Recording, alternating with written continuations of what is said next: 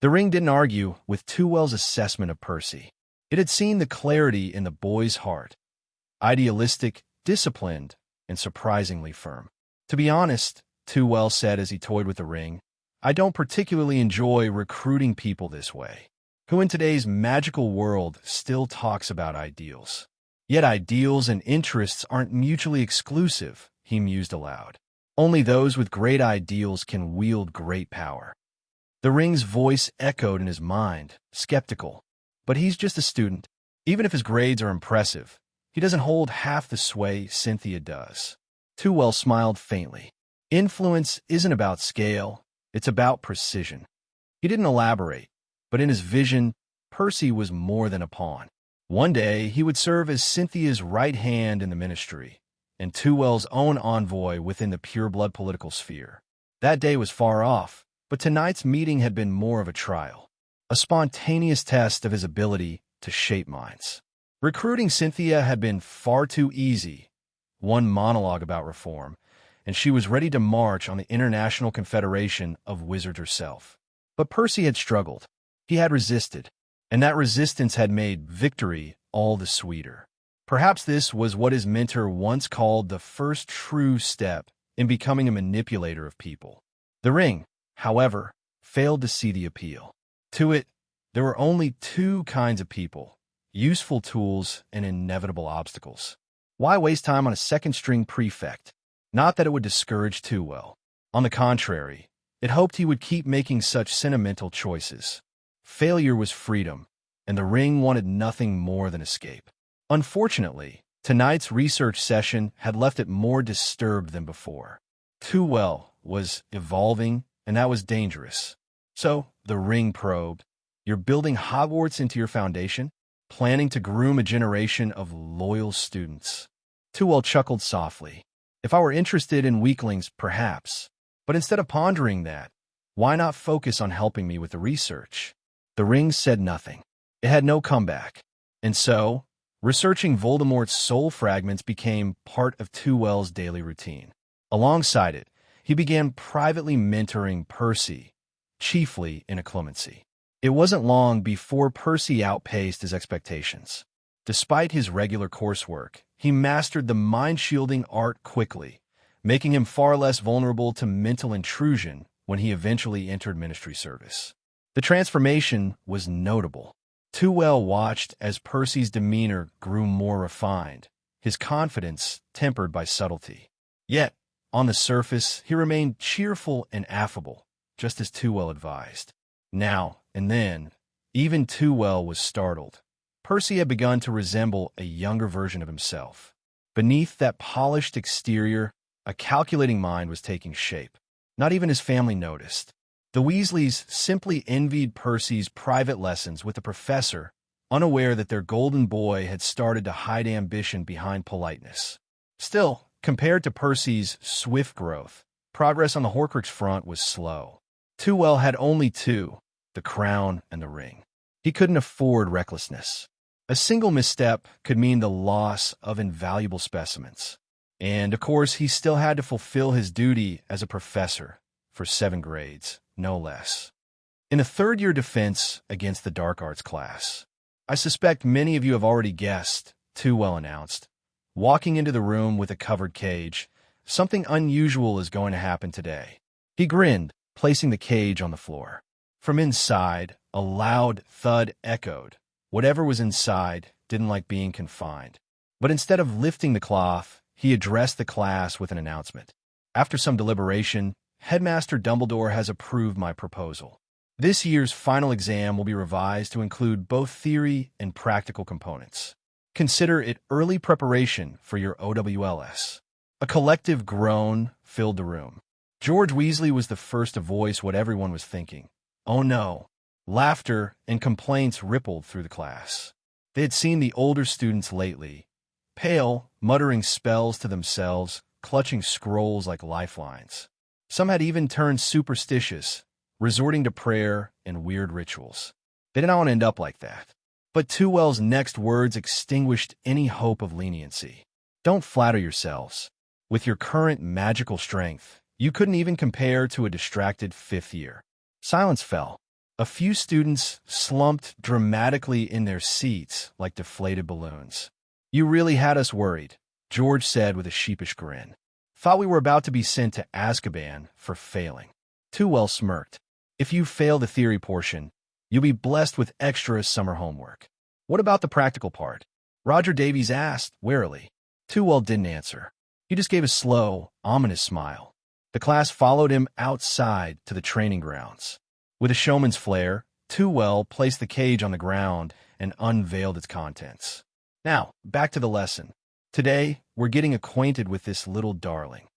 A bald, pitch-black creature with wide, milky white eyes blinked up at the students. Most recoiled instinctively. "Is that a Madagot?" Davies guessed. "Looks like our rat Speck, but cursed," George muttered. Fred added, "Hairless, creepy, dead-eyed. Definitely Hogwarts' second ugliest creature." "What's the first?" asked Davies. "Filch, of course," the twins said in unison, bursting into laughter. Tewell let them laugh, smiling himself. "Yes, it's a Madagot, also known as a magician's cat. Normally, they're passive creatures. They won't attack unless provoked." He opened the cage. The Madagot stepped out silently, its gaze scanning the students. Tewell turned back to the class, smile still intact. "Of course," he said, voice smooth, "you'll be provoking it." As if it had understood Tewell's words, the magician cat bared its gleaming fangs in response, rows of razor-sharp teeth glinting menacingly. But it wasn't the snarl that unnerved the students the most. Each of the creature's four paws was tipped with hooked claws that shimmered faintly with magic, promising to tear through flesh and fabric with frightening ease. The magician cat prowled the perimeter of the practice yard, its body low, muscles coiled, circling the students with a predator's gaze. It moved like liquid shadow, silent, watchful, waiting. Then came the inevitable. "All right," Tewell announced cheerfully. "Let's have 3 volunteers to demonstrate how to handle a magician cat." Immediately, the entire class took a synchronized step backward, nearly trampling George, Fred, and Davies, who had taken shelter in the rear. "Hey, you!" Davies began indignantly, but then he realized there was no one in front of them anymore. "Fred," he hissed, "why do I feel like we're moving forward?" "You're not wrong." With the crowd behind them shifting like a tide, the 3 boys were left standing awkwardly in the open, face to face with the creature, which now crept closer. "Excellent." Tewell smiled, clearly entertained. "Then it's up to you 3. Be careful. The claws are very sharp." The trio wasted no time. They strapped on their shield badges and drew their wands, slipping into defensive stances. Having survived Tewell's private sessions before, they knew better than to expect mercy. He wouldn't let them be maimed, but bruises and near trauma? All part of the lesson.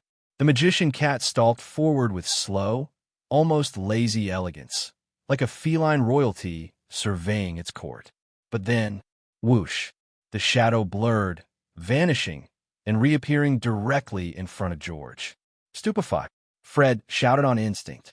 A beam of red light slammed into the creature mid-leap, knocking it briefly off balance. The spell hit true, precision honed through hours of extracurricular drills. Compared to most students their age, it was an impressive reaction. Unfortunately, it did nothing. The magician cat hissed and then shimmered, splitting into 3 identical copies. Triple the terror. Watching from the sidelines, Tewell raised his wand slightly, ready to intervene if things went south, but continued his lecture as though nothing were amiss. "Don't let the lack of fur fool you," he said casually. "Magician cats have high magical resistance. And worse, when struck by offensive magic, they duplicate. Classic case of spell backlash." He raised an eyebrow. "What have we learned? Don't try to blast them into submission unless you want more cats on your hands." The rest of the class, now safely behind Tewell, laughed at the chaos unfolding. The trio, meanwhile, had no time to join in. "All right then," Davy shouted, panting as he ducked a swipe. "If spells don't work, what does?" "Think, boys," Tewell said with an exasperated sigh. "Magician cats resist magic, not physical force. Speedy creatures tend to have weaker physical defenses. He pointed casually to the metal cage beside him. That thing doesn't even have enchantments. It held one just fine. So perhaps, instead of flailing your wands, try using your heads. He gave a helpful hint. Remember Halloween? The troll? Realization struck. George shot a blinding light toward the magician cat's eyes. As it recoiled, Fred shouted, "Pressura!" A pressure spell that forced the creature's body flat against the ground. Davy stood there, blinking.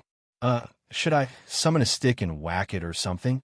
Tewell gave him a look that suggested he was considering it himself. After all the times you've been tied up by your own spells, have you learned nothing? Oh, right. Under the chuckles of their classmates, Davies finally conjured a rope and tied the creature's limbs together. Not gracefully, but effectively. Despite their delays, the trio got the job done. One blinded, one pinned, one bound. Simple coordination, crude but functional. Remarkably, Davies turned out to be surprisingly good at knots. Tewell made a mental note to investigate that. Before the shield charms and their badges expired, all three magician cats, originally one, now conveniently three, were subdued.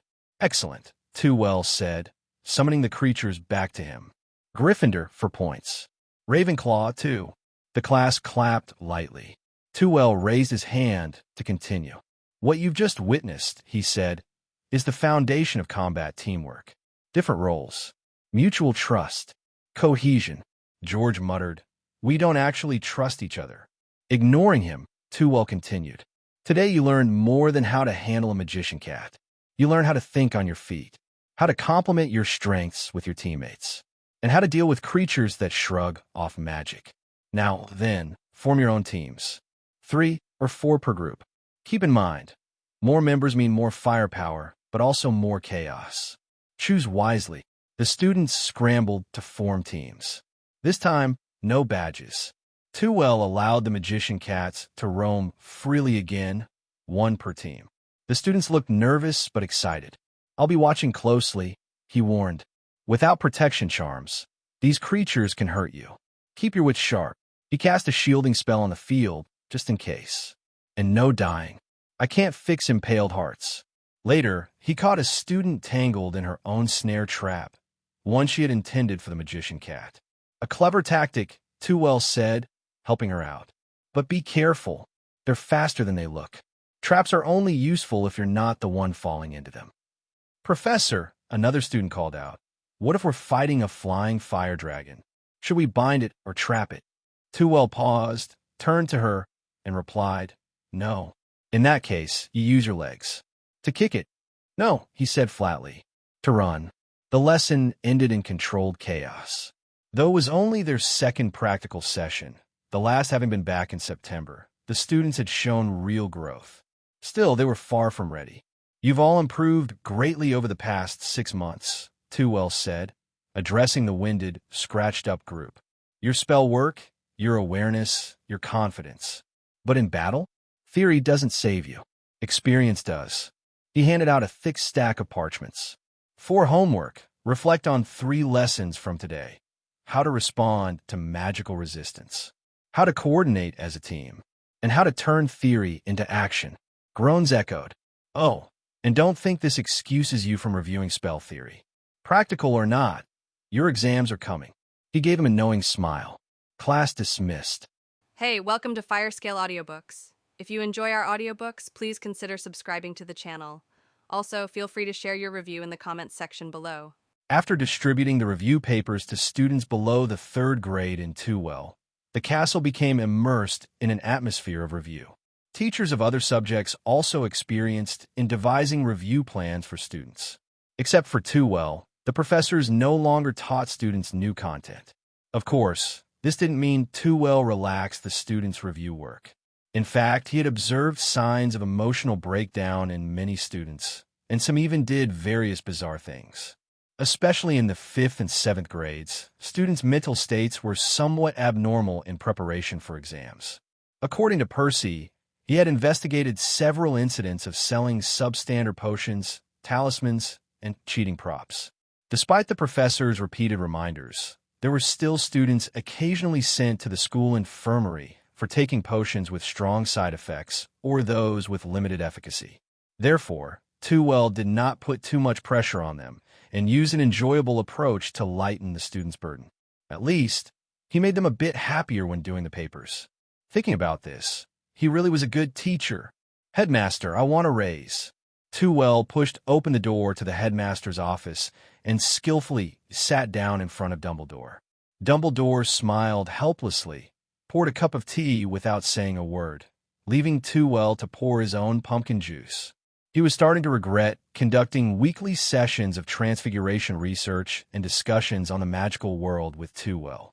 Transfiguration research was manageable, even though they had delved into unimaginable magical and soul transformations, but Tewell's performance had always been good. Even in soul research, he only scratched the surface and remained on track, much better than his teachers. However, discussions about the magical world were giving him a headache. As the current top figure in the magical world, Dumbledore maintained contact with many great wizards internationally, despite spending most of his time at Hogwarts. He was well aware of the latest research in magic. Although he didn't agree with Tewell's implicit suggestion that the magical world was backward, he realized that wizards were adapting to Muggle technology. So, after each discussion with Tewell, he had to spend a lot of time pondering the current situation of the magical world. It was almost more difficult than educating the kids' ideology. "You've already taken half of next year's budget for the school. If I give you a raise, will the school still be able to find new professors?" Watching Tewell unabashedly pour himself a large glass of pumpkin juice, Dumbledore tapped the table impatiently. Tewell didn't mind. Over the past few months, they had too many disputes in their discussions, and Dumbledore had been angrier than this situation. He took a sip of pumpkin juice before slowly saying, "There's a big move in dark arts defense for next year. The budget isn't for my own pocket anyway. It's all for the students." "Wait," he exclaimed, setting down his cup in surprise. "Have you found a new professor?" Taking charge of 7 grades for the first time, to be honest, he had been in a state of constant hustle and bustle, barely having time to think about his own affairs. No wonder there hadn't been much progress among the professors in the school. They were too busy to even think about magic. However, Tewell suddenly thought of the professor in the plot. In his reminiscence, Dumbledore pushed a newspaper towards him, and on the cover was the man from his memory, Gilderoy Lockhart. Lockhart was dressed in magnificent clothes, with a delicate cloak draped over his shoulders, flashing a smile revealing 8 shining teeth. From the photo, he looked more like a model for toothpaste ads than a powerful wizard. At least he was much more dazzling than the shampoo he held in his hand. "Although I don't like to belittle others," Tewell said with an indescribable expression, pointing at the photo with his finger, "but this man, his face looks stronger than his magic, much stronger." He emphasized one last time. Dumbledore helplessly took out a book, Me and Magic. You can take a look at some of his works. What's written here is still great. As long as he can demonstrate a third of it, the students will have a decent professor. Facing this book, Tewell had absolutely no interest in even touching it. What if he can't demonstrate a third of it? That's still better than Quirrell, isn't it? Dumbledore sighed. And Lockhart has won quite a few awards and even has a Merlin Order of Merlin, a high level of international recognition. Not many people are willing to come and teach dark arts defense. Who knows? Maybe he's just a highly skilled wizard who likes to show off. I can assure you, if you also plastered your photos everywhere like him, the effect would be much better. Tewell tried to imagine Lockhart's face replaced with his own. He couldn't help but shiver. But thinking back to Quirrell, who stuttered when he spoke, it seemed that even if Lockhart lectured students using his book's techniques, it would still be better than Quirrell. At least, he could delegate some theoretical content to him, which would help lighten his teaching load. So, Lockhart couldn't possibly mess even that up, right? Oh, by the way, Lockhart's interview will be at the beginning of summer vacation. Will you be there?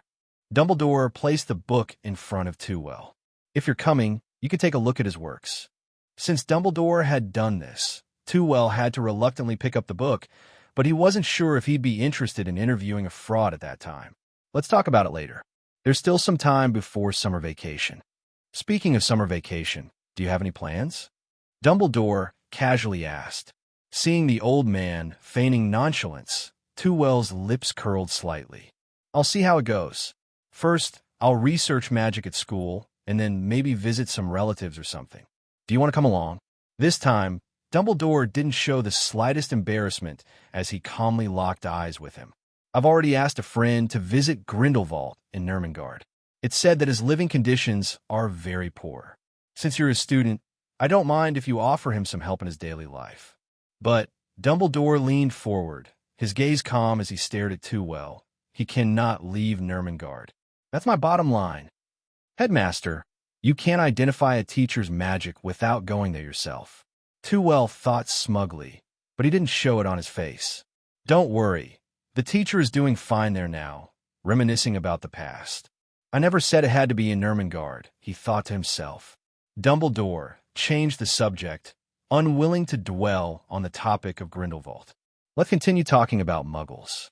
I didn't know you were so well-versed in Muggle studies. Even though students prayed repeatedly, they couldn't stop the arrival of June. This also meant the arrival of exam month. Regular students' exams would be scheduled first, and once they were done, the OWL and NEWT students would take their exams. Fortunately, the latter two exams were managed by the Wizarding Examinations Authority, which meant that Tewell only needed to invigilate the remaining 5 grades. However, according to Professor Flitwick's complaints, many young wizards attempted cheating during exams every year, with various tricks being used. Particularly notorious were the self-answering quills. The confiscated ones could cover an entire headmaster's desk. The professor's response was simple. They prepared anti-cheating quills in advance. But for Tewell, there was a permanent solution to deal with the students' defense against the dark arts classroom. Thanks to the spacious classroom, Tewell could test an entire grade at once. With a wave of his wand, little imps appeared above the heads of the third-year students. No need to worry. This time it was his magic at work, so the students wouldn't be exhausted during the exam. As you can see, when you came in, I didn't conduct any checks on you, but he sharply scanned the group of subtly excited students. The imps above your heads are your individual invigilators. If caught cheating, not only will your scores for this course be canceled. He paused, his gaze piercing. I will also permanently bar you from my advanced classes, even if you score full marks in the OWLS. Honestly facing your own inner self, this is the first thing I learned at Durmstrang, he continued. I believe Hogwarts students can manage at least this much, right? Tewell wasn't exaggerating. Understanding one's inner self was indeed fundamental in learning dark arts, to resist temptation. But to the students' ears, this exam instantly turned into a contest between two schools, and not cheating became the key to school honor. The Weasley twins exchanged a glance, realizing that if they still wanted to attend the advanced classes, they had to take action. So they quickly rummaged through their pockets. A bunch of cheating quills, notes written on their robes with invisible ink, parchment that displayed the correct answers. Tewell watched in astonishment as the students pulled out one cheating tool after another. Even some girls lifted their skirts to clean off the marks on their thighs. If he didn't check, would these students' cheating methods reach the sky? Tewell collected these items one by one, summoning an hourglass with annoyance. Exam time is 2 hours. He distributed the papers to the students. No whispering, no looking around. Yes, I mean you two Weasleys. No early submissions allowed. Once you're done, stay quietly in your seats. Now let the exam begin. Monitoring the theoretical exam was simple. With the imp's help, Tewell only needed to sit at the lectern and read. However, after 2 hours, he stood up promptly. Exam's over. Everyone stopped writing. Amidst the students' groans, all the papers were neatly placed on the lectern. Good Lord, I forgot about the compatibility of the general unlocking charm with the weather hex. Is it the Tarantaligra dance or the Tarantaligra dance? I hesitated for so long and still wasn't sure. I think I've been hit with the memory charm. I didn't even write down the aftermath of the spell. The true underachievers watched the top students complain, wishing they could escape the classroom immediately if it weren't for the upcoming practical exam. All right, first up are the Ravenclaw and Gryffindor houses grab your wands. Yes, just your wands, Tewell directed the students methodically. The rest of you, stay seated and wait. Once they're done, it'll be your turn. He partitioned the seats and the classroom floor with golden membranes, but this time the membranes were much thicker, not only blocking sight, but also sound. However, when the students saw these membranes, they immediately sensed something was wrong, especially as the ground began to soften, their expressions changing with the professor's words. Do you all remember the last thing I said during our first class together? Davis remembered vividly and promptly replied, "Come back for another round of combat in a year, to test everyone's progress?" Correct. Tewell nodded with a smile, but to the students, that smile seemed much more ominous. A year ago, they had ambitions to showcase their strengths before Professor Fawley at the end of the school year. But now, a year later, they had only one thought in mind. "Professor, go easy on us." Tewell laid his wand across his chest. "Same as last time, it's me against all of you, but please use all your strength. Don't give up until you've exhausted all your magic. Otherwise, I will mercilessly fail you in this practical exam." "Professor, but we can never beat you with our abilities," George cried out, feigning innocence. "Don't worry, your grades won't be based on defeating me. See those imps above your heads? They'll record your performance, and then I'll grade you accordingly. So don't faint." Just like the first class, Davis attacked Tewell preemptively again. "Professor, how did I do?" he asked proudly, raising his wand, but also ready to dodge Tewell's counterattack. However, Tewell dodged the spell with a slight tilt of his head. "Not bad, but your aim could be better with some more practice." This time, as Tewell waved his wand, Davis looked down only to realize the rope was gone. Just as he wondered, a bundle of rope extended from the ceiling, tightly binding him. And don't rely on fixed thinking patterns to measure magic. Even pigs learn to adapt when faced with traps. Your thinking surely isn't that rigid, right? Since it was an exam, Tewell didn't hoist him up but allowed the twins to untie him. "You'll have many chances in this battle. The only way it ends is if none of you can lift your wands. So, let the exam officially begin." Hearing this, the students breathed a slight sigh of relief. If it was like last time, even after a year of training, they wouldn't stand a chance against the professor. Just one pressure spell was enough to render them helpless. But this time, they could keep returning to the team, so their performance should be better than last time, right? Half an hour later, all the students were drenched in sweat, their faces flushed with the intensity of exercise, panting heavily, lying on the soft ground like puddles of mud, completely drained of energy. Wands were casually discarded at their sides, and they had no strength left to pick them up again. If they could do it over, they would definitely choose to lie on the ground first rather than actually engage in combat with the professor. Because in this battle, the professor didn't hesitate to start using curses. Stunning spells, petrification curses, dancing charms, tickling hexes, and more. All the spells they had learned over the past 3 years were played with infinite variations by the professor. Their footwork, spell-casting skills, teamwork, and everything else they had practiced over the years seemed to have no effect, always getting accurately hit by the professor's magic. As a result, every student had danced at least once, laughing hysterically, thanks to the tickling hex, for over 5 minutes. The professor claimed that this was to assess their counter-curse abilities. They realized why the exam would only end when they couldn't lift their wands anymore. Such an exam could literally exhaust a person to death. But Professor Tewell was content to dispel the magic around him and at the same time wave his wand at the limp students, levitation charm, sending them back to their seats. The Slytherins and Ravenclaws, who were still enthusiastically discussing the exam, were stunned to see this scene. "What just happened to you guys? Why are you so exhausted?" Cedric quickly asked Davies next to him. Davies weakly flashed an excited smile. "It was too thrilling, too wonderful. I feel like this was the most fun exam I've ever had in my life." Cedric looked at him blankly, noticing the sweat dripping from his forehead and the pale lips from exhaustion. This didn't seem like a situation that would arise from a fun exam. As if inspired by Davies, the students, using every bit of strength they had just accumulated, unanimously began to boast about how interesting the exam was. It's unbelievable. The professor showed off some amazing magical skills. Have you ever seen magic that can turn a few corners? The professor did it. With just a wave of his wand, the professor shot out 3 beams of light. It was simply awesome. Seeing their excited expressions, the remaining students approached the smiling professor tentatively, ready to experience their own exclusive exam. Such practical exams were only conducted for third-year students and above, as they were the only ones with enough strength to battle the professor. As for first and second-year students, they were better off playing with the golden snitch. So, with his high efficiency, Tewell managed to complete all the exams for the students in just 2.5 days, the fastest of all subjects.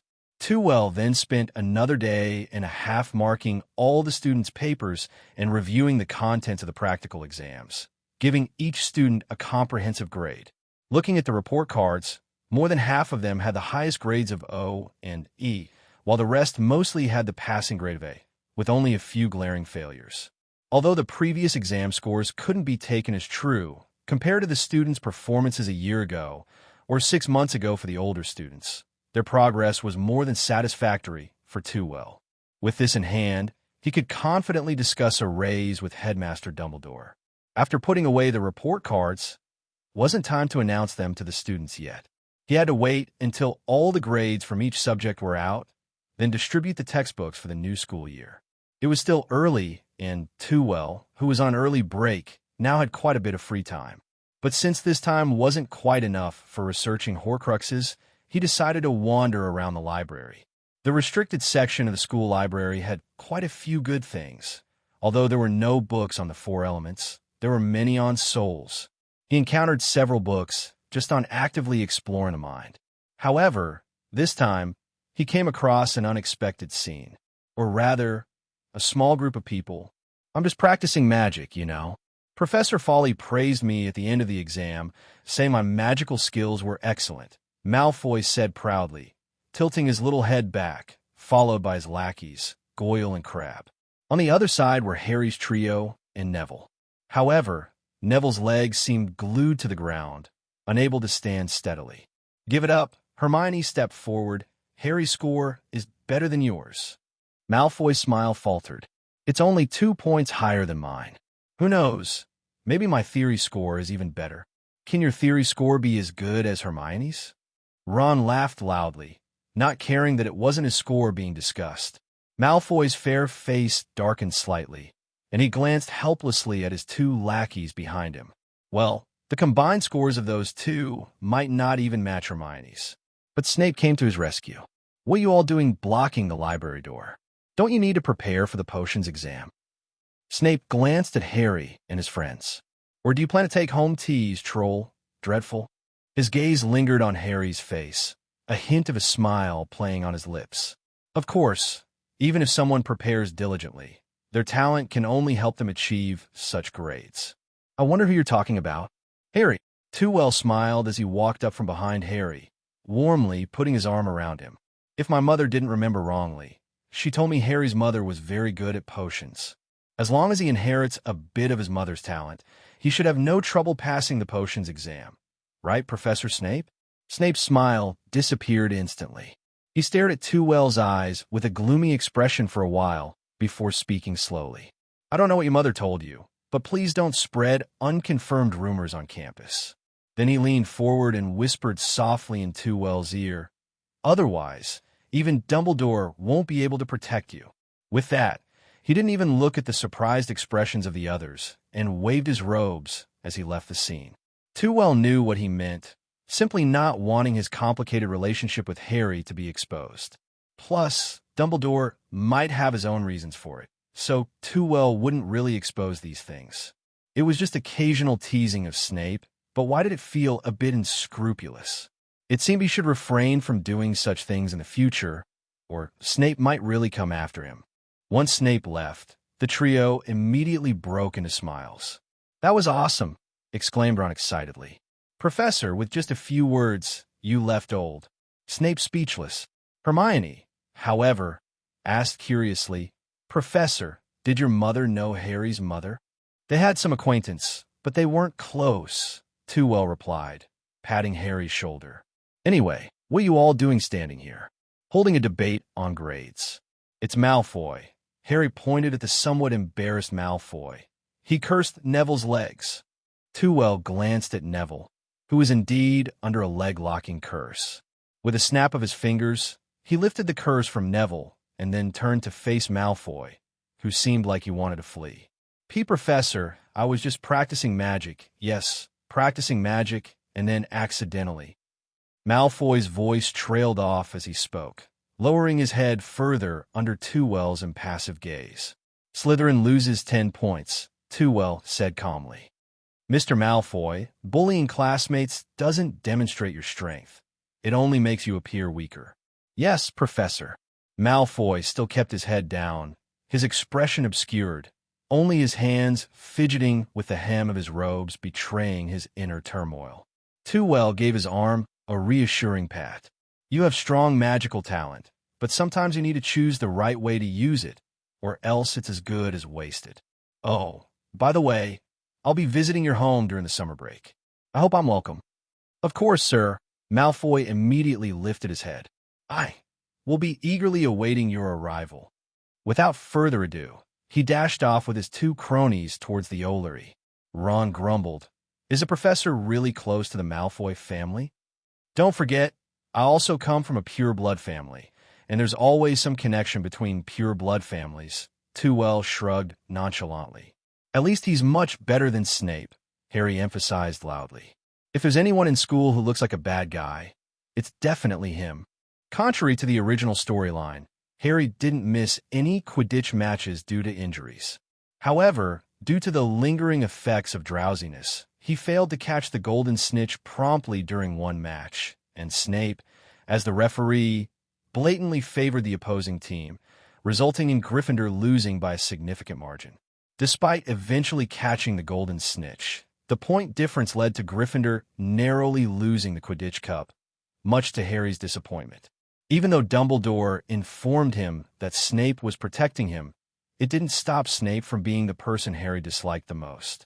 Tewell looked at him solemnly. Harry, don't judge a person until you've seen their heart, because such judgments are often one-sided.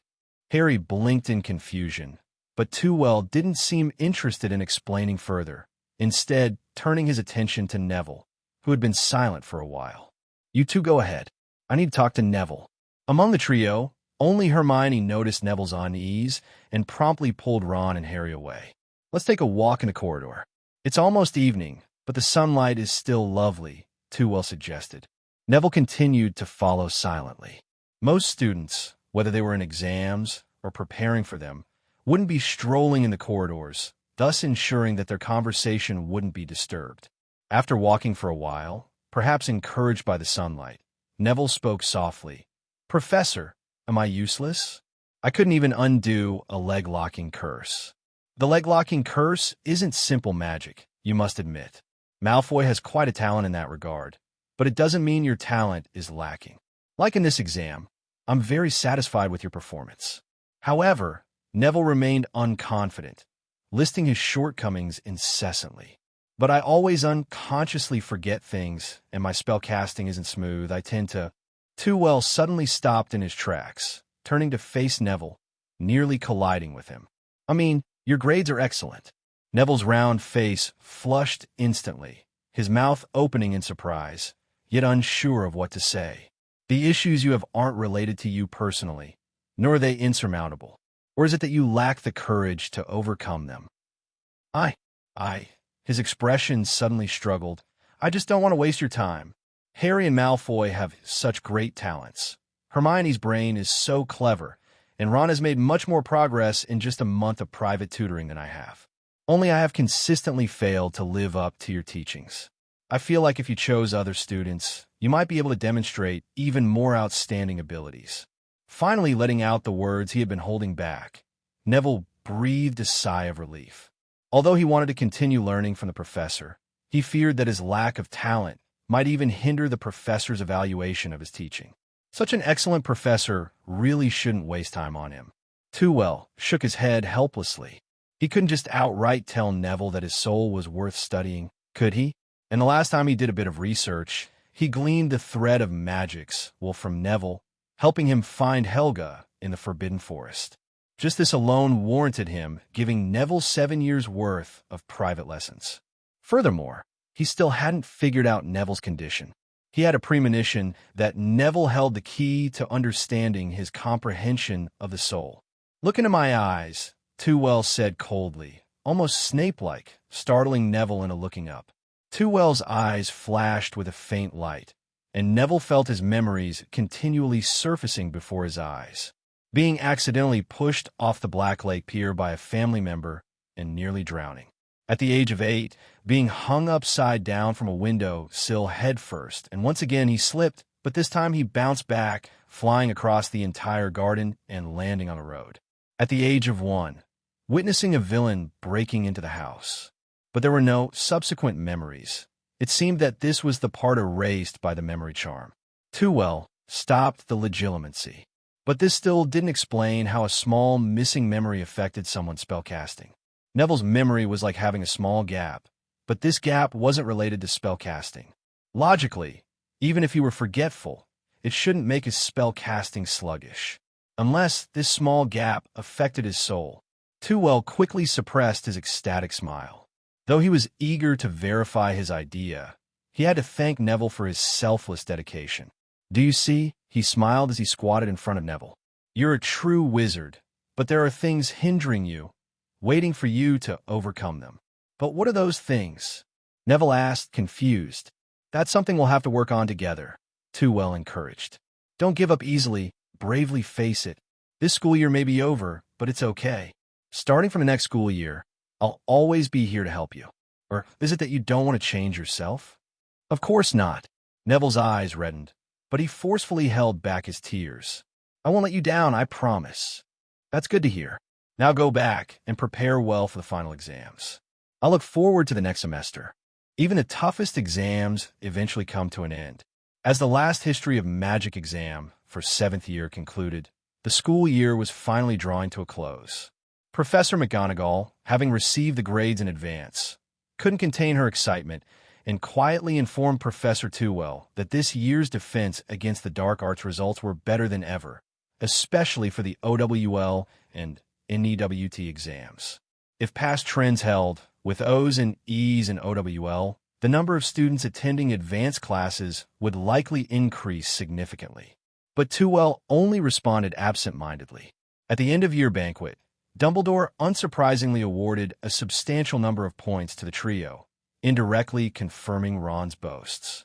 So, while Gryffindor didn't secure the Quidditch Cup, they still surpassed Slytherin, lifting the House Cup.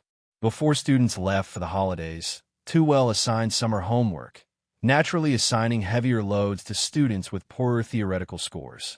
Afterward, Tewell disappeared from the students' view until they boarded the train, with no one sighting him again until they returned for the next school year. If they hadn't known he would still be teaching next year, protests might have started. Nocturne Alley. It's another magical commercial district adjacent to Diagon Alley. Unlike Diagon Alley, wizards here habitually wore hoods to conceal their identities as much as possible. But not all inside were dark wizards. Sometimes ordinary wizards with special needs would appear. Nevertheless, most items sold here were associated with dark magic. Thus, the Ministry of Magic didn't crack down on this shady place, as it existed in a gray area between black and white. Caractacus Burke considered himself the top dog here, so most people referred to him as Mr. Borgin. He believed he knew every secret of Nocturne Alley and had access to numerous sources of information in the wizarding world. That was until early July when a mysterious guest arrived at the shop. He was a handsome, debonair man. The refined yet understated suit seemed tailor-made for him, perfectly complementing his demeanor. However, Borgin couldn't recall such a prominent figure ever appearing, especially not one so conspicuous in Nocturne Alley. This man was none other than Tewell, except his appearance had been altered through transfiguration to resemble a younger version of Dumbledore. This happened once when he unexpectedly appeared in the headmaster's office, catching the old man off guard as he scrambled to tidy up. he accidentally caught a glimpse of his appearance. Originally, he intended to transform into a nearby teacher, aligning his height closer to Tewell's. But he realized that the young Grindelwald, even in his youth, was far too conspicuous compared to a young Dumbledore. To avoid trouble, he abandoned the idea. Mr. Borgin? Tewell surveyed the dimly lit shop. As if to enhance the mystery, the shops in Knockturn Alley were stingy with their lighting. Welcome, esteemed customer. I am the proprietor of this establishment, Caractacus Burke. You may call me Burke. Borgin approached respectfully, oily-haired. Anyone who dared to act so ostentatiously in Knockturn Alley was either reckless or had some sort of backing. Whichever it was, it signaled potential business. Tewell, however, glanced strangely at his hair, which was as greasy as Snape's, if not more so. Borgin didn't seem to mind as he casually ran his hand through the slick strands hanging on his face. Is there anything our distinguished guest requires?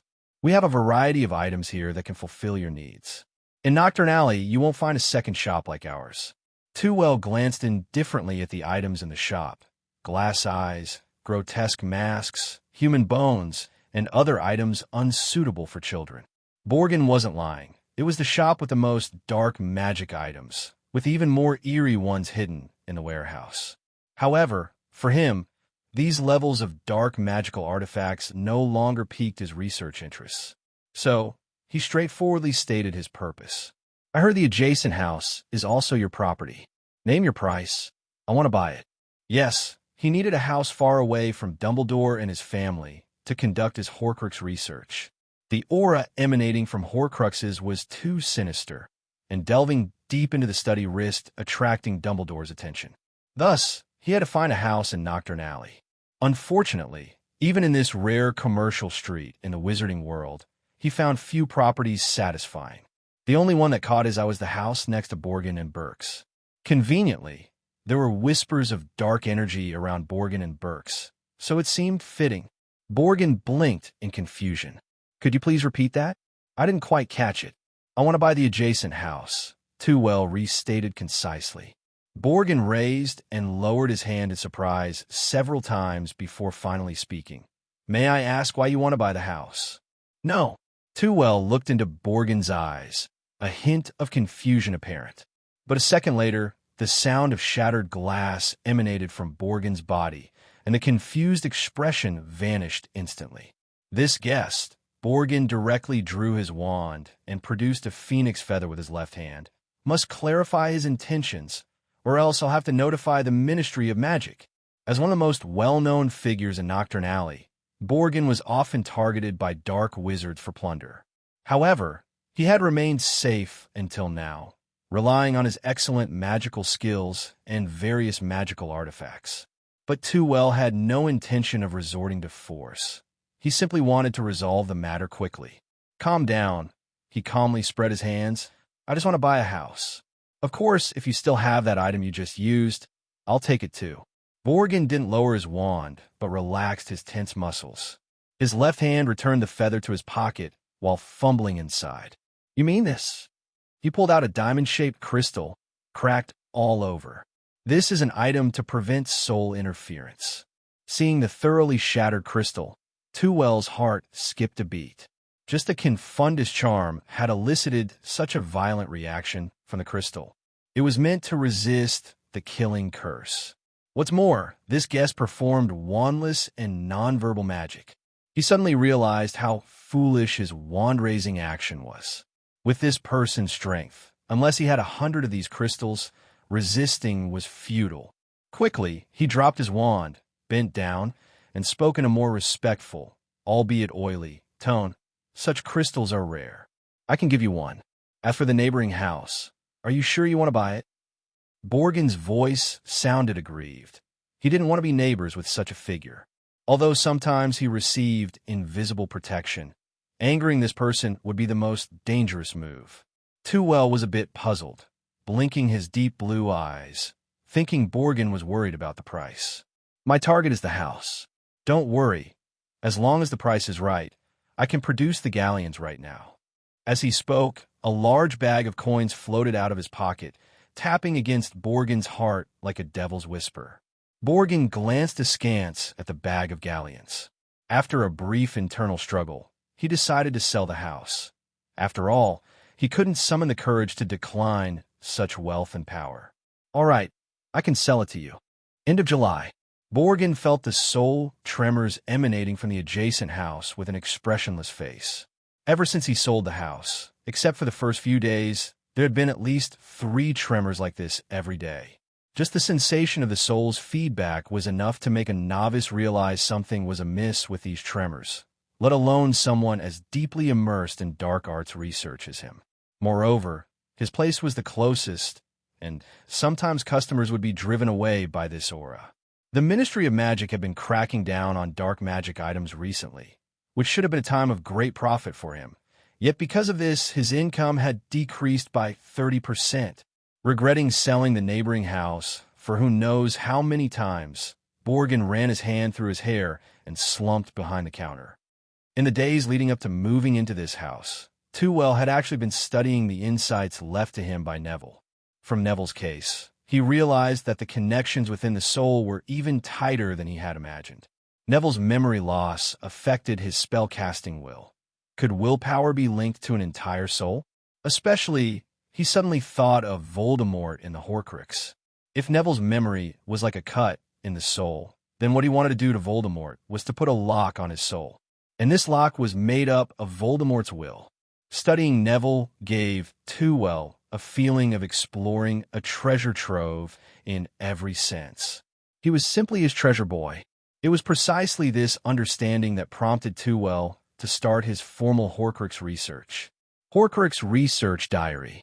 Second experiment. Already able to control fire, it can both burn the soul and prevent too much damage to it. Nonsense. Voldemort was still being foul-mouthed, with Kronos also on the side, making a fuss. Cut off. 10th experiment. Nonsense.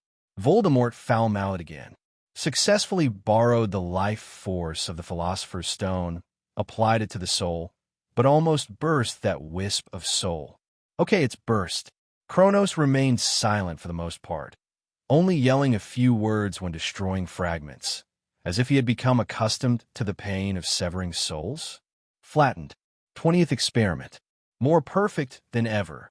Life force and soul fragments perfectly merged, already able to condense a small Voldemort entity. But the mouth is getting fouler. Kronos knows to keep silent, and even a strand of lingering soul dares to shout and try to resist. When I come back, extinguished. 50th experiment. Beautiful, too beautiful.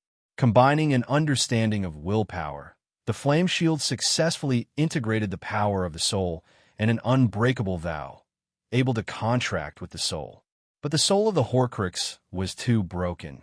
Let alone just a fraction, it couldn't withstand the power of the vow at all. Kronos has been increasingly silent lately. Could he be silently planning a rebellion? Crushed. 99th experiment.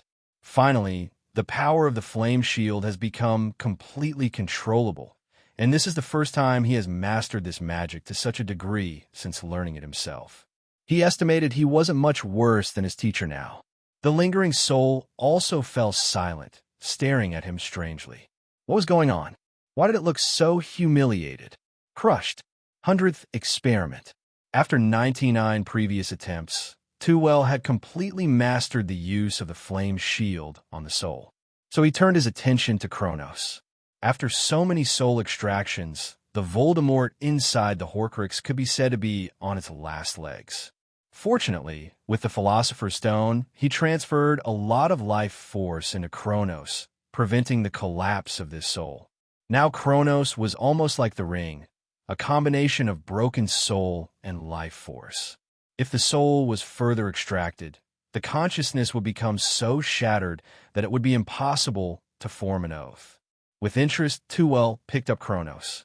Blue-purple flames erupted from his hand, casting an eerie glow on Tewell's gentle face.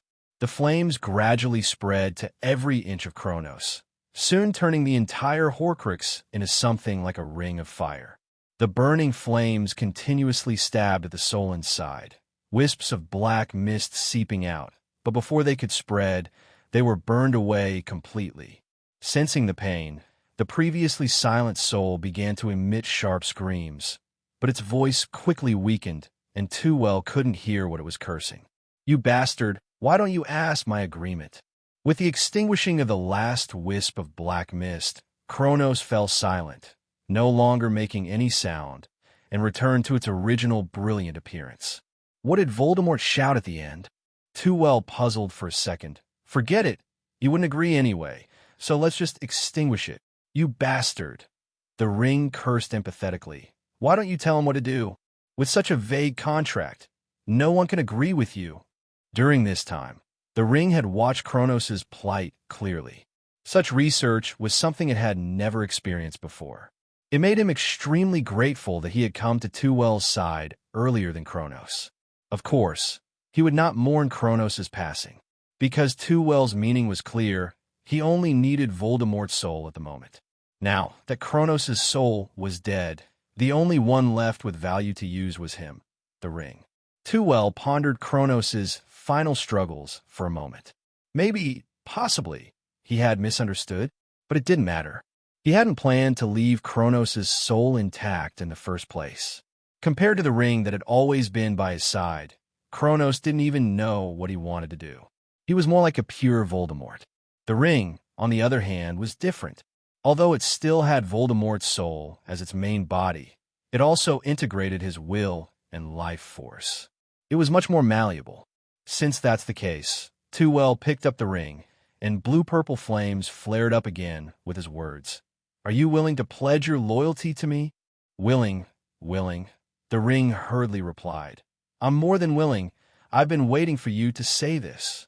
As he finished pledging his loyalty, the blue-purple flames seemed to be absorbed, instantly merging into the ring's interior.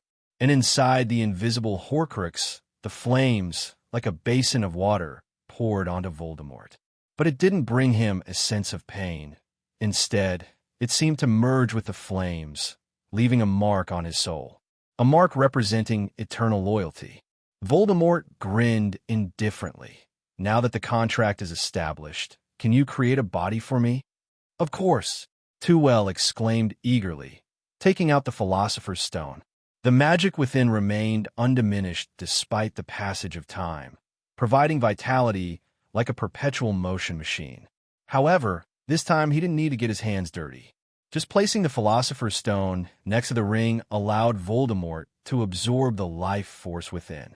A feeling as refreshing as a spring breeze instantly enveloped Tewell's body and mind, brightening the entire room. As vitality took shape, a semi-real body appeared before Tewell, with features slightly more mature than Tewell's, carrying a sinister charm, yet handsomely chiseled, not greasy at all, but rather giving the impression that such charisma naturally belonged to him.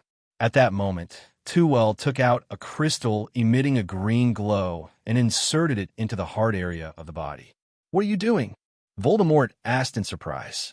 "Nothing much, just a little something to destroy you automatically when you misbehave." Tewell smirked triumphantly at Voldemort. He knew, of course, that after the contract was established, Voldemort would be loyal to him. But sabotage and loyalty were not mutually exclusive. As a Dark Lord, Voldemort had hundreds of ways to secretly oppose him, even accidentally, revealing his plans to those he shouldn't. Deceiving souls. Both he and Voldemort were experts in this field. So, by inserting a crystal containing lethal magic into Voldemort's body, he could destroy Voldemort's soul with just a thought. With this double assurance, he dared to truly command this Dark Lord. Soon, Voldemort sensed what was inside him. "Can you not be familiar? Avada Kedavra. You dare to use my own method against me. You even defend against me." He pointed angrily at Tewell. Tewell a sound, moving his fingers away. "It's just a little trick. As long as you don't do anything weird, this crystal has no effect on you. But now should I call you Voldemort or Tom Riddle?" Voldemort's expression changed unpredictably. Tewell completely saw through his mind, but he also knew it wasn't the time to confront Tewell. So after a moment of thought, he reluctantly said, "You can call me whatever you want. Anyway, I am now under your control." "Why does it feel a bit resentful?" Tewell withdrew his gaze oddly. I can't call you Voldemort in front of everyone, scaring a bunch of wizards, can I? I can't just call you Riddle directly. Some Death Eaters know your real name. He hesitated for a moment, but hardly anyone knows your middle name, Malvolio. Let's change it a bit. I'll call you Malvolio. Malvolio Fawley, what does that sound? Whatever. Malvolio spread his hands indifferently, resisting Tewell's control with a lazy attitude. But Tewell didn't bother with his temper. Glanced at the time. It was already 8:30 in the evening. You stay here obediently, adapt to this body slowly. Remember, don't try to escape. He had agreed with Dumbledore, if he had time, to interview Lockhart tonight at 9. Perfect with the Horcrux problem solved, he also had time to see the style of this best-selling author. Soon, he returned to Hogwarts again. Without the chattering students, Hogwarts in the night seemed quiet, except for another mischief maker who was not willing to be lonely. Peeves, if you keep attacking the armor with that sword, I'll tell Bloodman Barrow. Filch chased after Peeves, but compared to the poltergeist Peeves, his speed was much slower. Don't worry, let me handle it. A man dressed like a peacock suddenly stood up. Lockhart flipped his wand in many fancy ways, but obviously, no one, neither the people present nor the ghost, paid attention to his movements. Accustomed to this embarrassment and neglect, he cleared his throat and raised his wand in a standard posture. Immobulus. After a moment of silence, Peeves looked at this strange man with a frown. When did you pop up? Whoever you are, to be honest, your skills are not even as good as that annoying ghost Filch, ha ha ha. Peeves immediately raised the much larger sword in his hand and threw it at Lockhart. Lockhart was scared witless, just like he was hit by the spell he had just used, his mouth wide open in place. Even Peeves was frightened.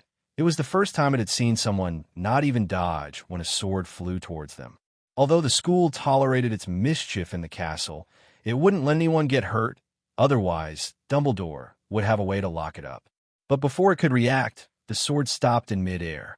A slender hand gently grasped the hilt of the sword, and the other hand wiped away the scratches Peeves had made. Professor Fawley, Filch gasped as he caught up. Why did you return to the school at this time? I'm not questioning, just... He explained incoherently, but Tewell simply placed the sword into his hand. I came back to interview the new professor. Tewell then turned to the now conscious Lockhart. I assume you're ready, Mr. Lockhart? But he held no expectations for this interview anymore. Actually, Lockhart was immobilized earlier because of his magic.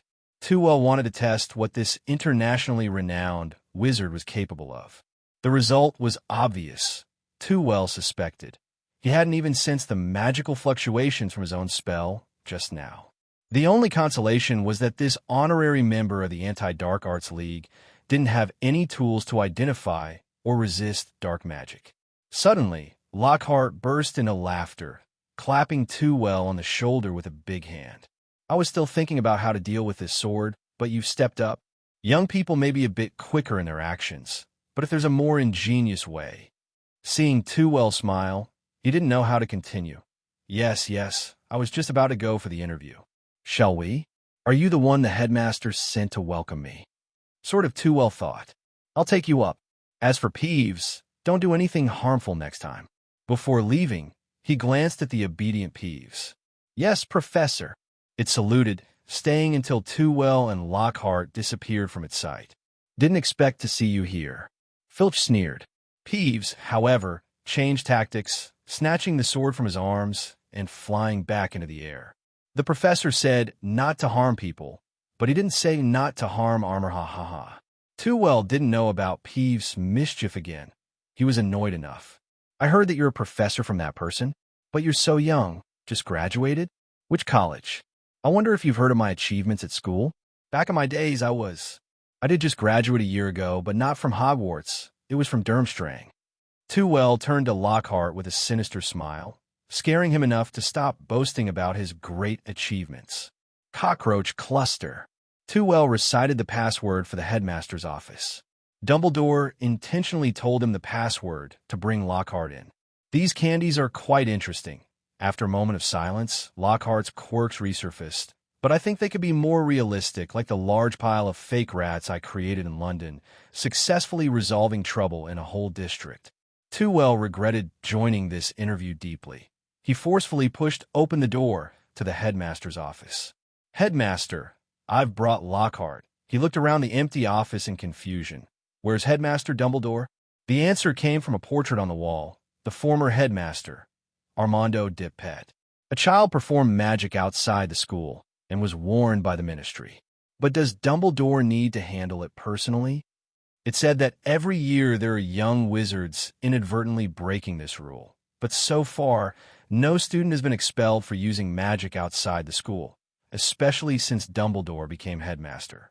You don't need to worry about that. Albus said you can conduct the interview for Lockhart yourself. Anyway, if he doesn't pass, you'll be teaching the students by yourself next year. Can I say no? Tea or pumpkin juice? Tewell settled into Dumbledore's seat without hesitation, paying no mind to the disapproving glance from the Phoenix, Fox. Lockhart, however, was captivated by the Phoenix. "Ah, this is a Phoenix, of course, that's obvious." He flashed a self-satisfied smile. "I once saw a Phoenix in Egypt, in a state of weakness, but with my help, it successfully underwent rebirth. You can find the details in my book Breaking Up with Banshees in the 3rd chapter. Even without your help, a Phoenix can undergo rebirth on its own," Tewell said coldly, directing the teacup to be filled with tea, which flew over to him, continuously bumping against his head. Lockhart noticed Tewell's dissatisfaction with his long-winded talk and awkwardly chuckled. The teacups in the headmaster's office are amusing. Taking a sip from the cup, the atmosphere here didn't continue to stiffen. Tewell didn't know why, but in the past, even with the most difficult students, he had enough patience. Yet, facing Lockhart, he had no interest in talking. "Why don't you start with a self-introduction?" he said helplessly. The interview had to continue. But the next moment, he immediately regretted it. The term self-introduction seemed to trigger something in Lockhart. As soon as the words left Tewell's mouth, Lockhart instantly revealed a smile with 8 teeth, exactly like what Tewell had seen in the newspaper before, not a hint of gum showing. "I, Gilderoy Lockhart, Knight of the Merlin Order, honorary member of the Dark Magic Defense League, 5-time winner of the Most Enchanting Smile Award in the Wizard Weekly. But I don't flaunt it. I didn't chase away a 1,000-year-old banshee with just a smile." "What do you rely on, then?" Tewell asked curiously. Lockhart's smile froze for a second, but with his professional skills, he quickly recovered. "Of course, I rely on my powerful magic." "All right," Tewell replied neutrally. "How do you plan to arrange the curriculum for defense against dark arts?" Apparently, Lockhart had prepared for this. He coughed lightly with confidence. "In class, of course, I'll teach them some amazing magic, mainly for dealing with magical creatures and defensive spells against offensive magic, and so on. For example, I plan to bring some evil creatures into the classroom, let the students see formidable opponents they've never encountered before, and then teach them how to handle them in a cool way. No, teach them how to handle them in a cool way. To be honest, I've heard a lot of rumors about defense against dark arts, of course. I've also experienced some, and I know that students haven't encountered good professors in this class before, but rest assured. Just a reminder, last academic year, I was in charge of this class," Tewell said coldly to Lockhart, "and I will continue to teach the students." "Aha, what a coincidence, huh?" He chuckled nervously for a moment. "I've never heard of a professor teaching this class for 2 years. But in that case, do we still need to recruit a new professor for this class?" "Of course, you and I will share the teaching tasks for the students. And as for the specific content, it depends on your performance in this interview." Lockhart pursed his lips disapprovingly. Although the identity of a Durmstrang graduate made him somewhat afraid, Tewell looked young, like a just graduated student in his eyes. So he was very dissatisfied with Tewell's dominant role in this class. "I'm not questioning your ability. I just hope you can respect me as a Knight of the Merlin Order," he said. "Always boasting about your honors only makes people feel that besides these, you're worthless."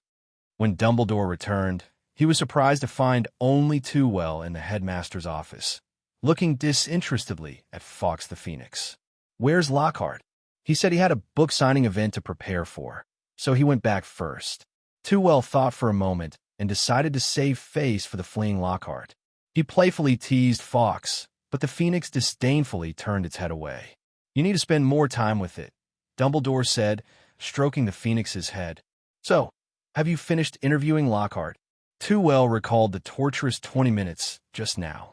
Essentially, it was Lockhart boasting about various achievements, giving vague answers to questions, and then diverting to what he had written in his books.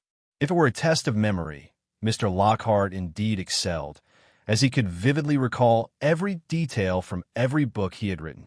But the problem was Tewell now seriously doubted whether he could even handle tasks like distributing exam papers or explaining exercises. If you consider that an interview, then yes, it's over. "What's your evaluation then?" Dumbledore asked curiously. To some extent, he was less useful than my dummy. "Oh," Dumbledore became interested. "So how capable is your dummy?" He knew about Tewell's dummy, especially when Snape complained to him about the power of the dummy when they stole the Philosopher's Stone. Tewell thought for a moment about the dummy that could only repeat words, and Lockhart, who was similarly regurgitating book contents, and said uncertainly, "Probably less than half." "That's not bad," Dumbledore said with relief. "Lockhart is the only one who voluntarily applied for the position of defense against the dark arts professor this year. Perhaps he sees this profession as part of his adventurous career to be written into a book a year later or something. That's fine. I hope I'll have a good reputation in his new book and salvage my endangered reputation." Dumbledore leisurely poured himself a cup of tea. "But I guess you wouldn't want to leave a gossip image in his book, would you?" "He'd have a hard time writing me into it," Tewell thought. "What do you mean? Am I gossiping?" "It's Snape. You know him well, right? He often complains to me, saying you're teasing him with his past." "Teasing?" Tewell didn't believe Snape would use such a friendly term, probably more like threatening. But Snape's actions were so much like a child being bullied and then running to an adult. Tewell couldn't help but laugh. "My mother did talk a lot about their past grievances, and I believe it's not just my mother. Some classmates from that generation more or less know about these things.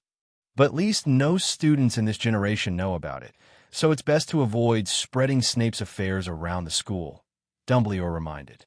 Of course, Tewell agreed readily. "If there's nothing else, can I go back now?" There was still a Dark Lord at home, and he couldn't guarantee that Voldemort would behave himself. Dumbledore stopped Tewell as he was about to walk out the door. "I've arranged your request. Would you like to come and take a look then?" He thought for a moment. "No, I'll keep my expectations until the end of the summer vacation." When Tewell returned to Diagon Alley, the room was in chaos as expected, turned upside down by Malvolio. He stood nonchalantly in the center of the room, his back to Tewell, arms outstretched, surrounded by swirling magic that seemed tangible. "I was helping you adjust to your new body, not redecorating the room," Tewell said, irritated, as he waved his wand, restoring the tables, chairs, and bookshelves to their original positions. Though these items were not valuable, and the place was only a temporary residence, it was still unbearable in such a mess.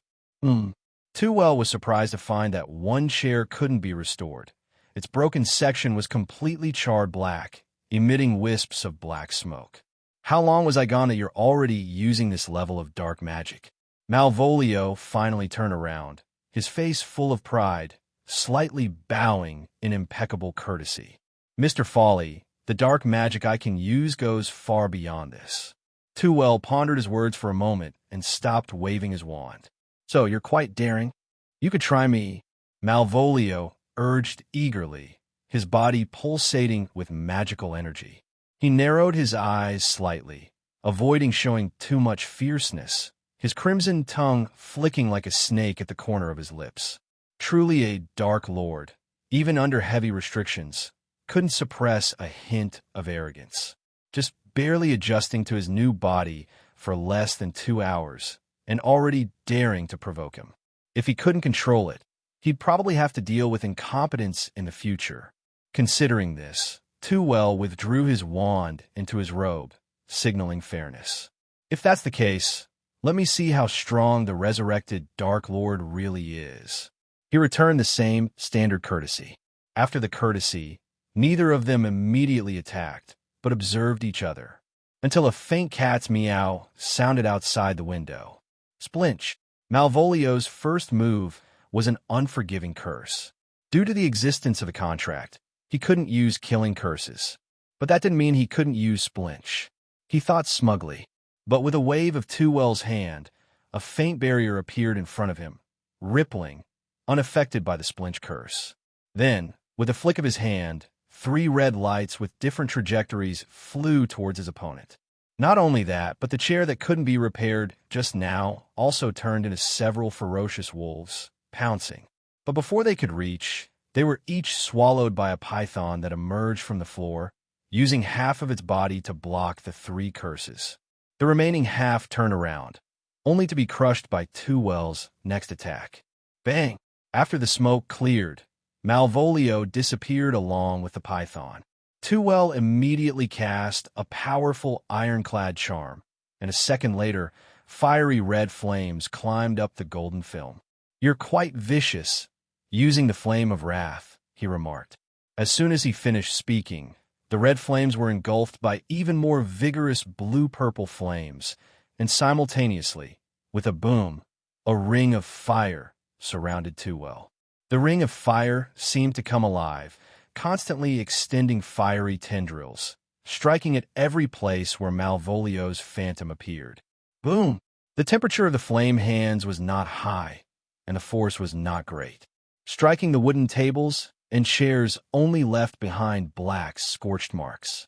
But the touch from his soul told Malvolio that even a slightest touch, even a finger, would severely damage his soul.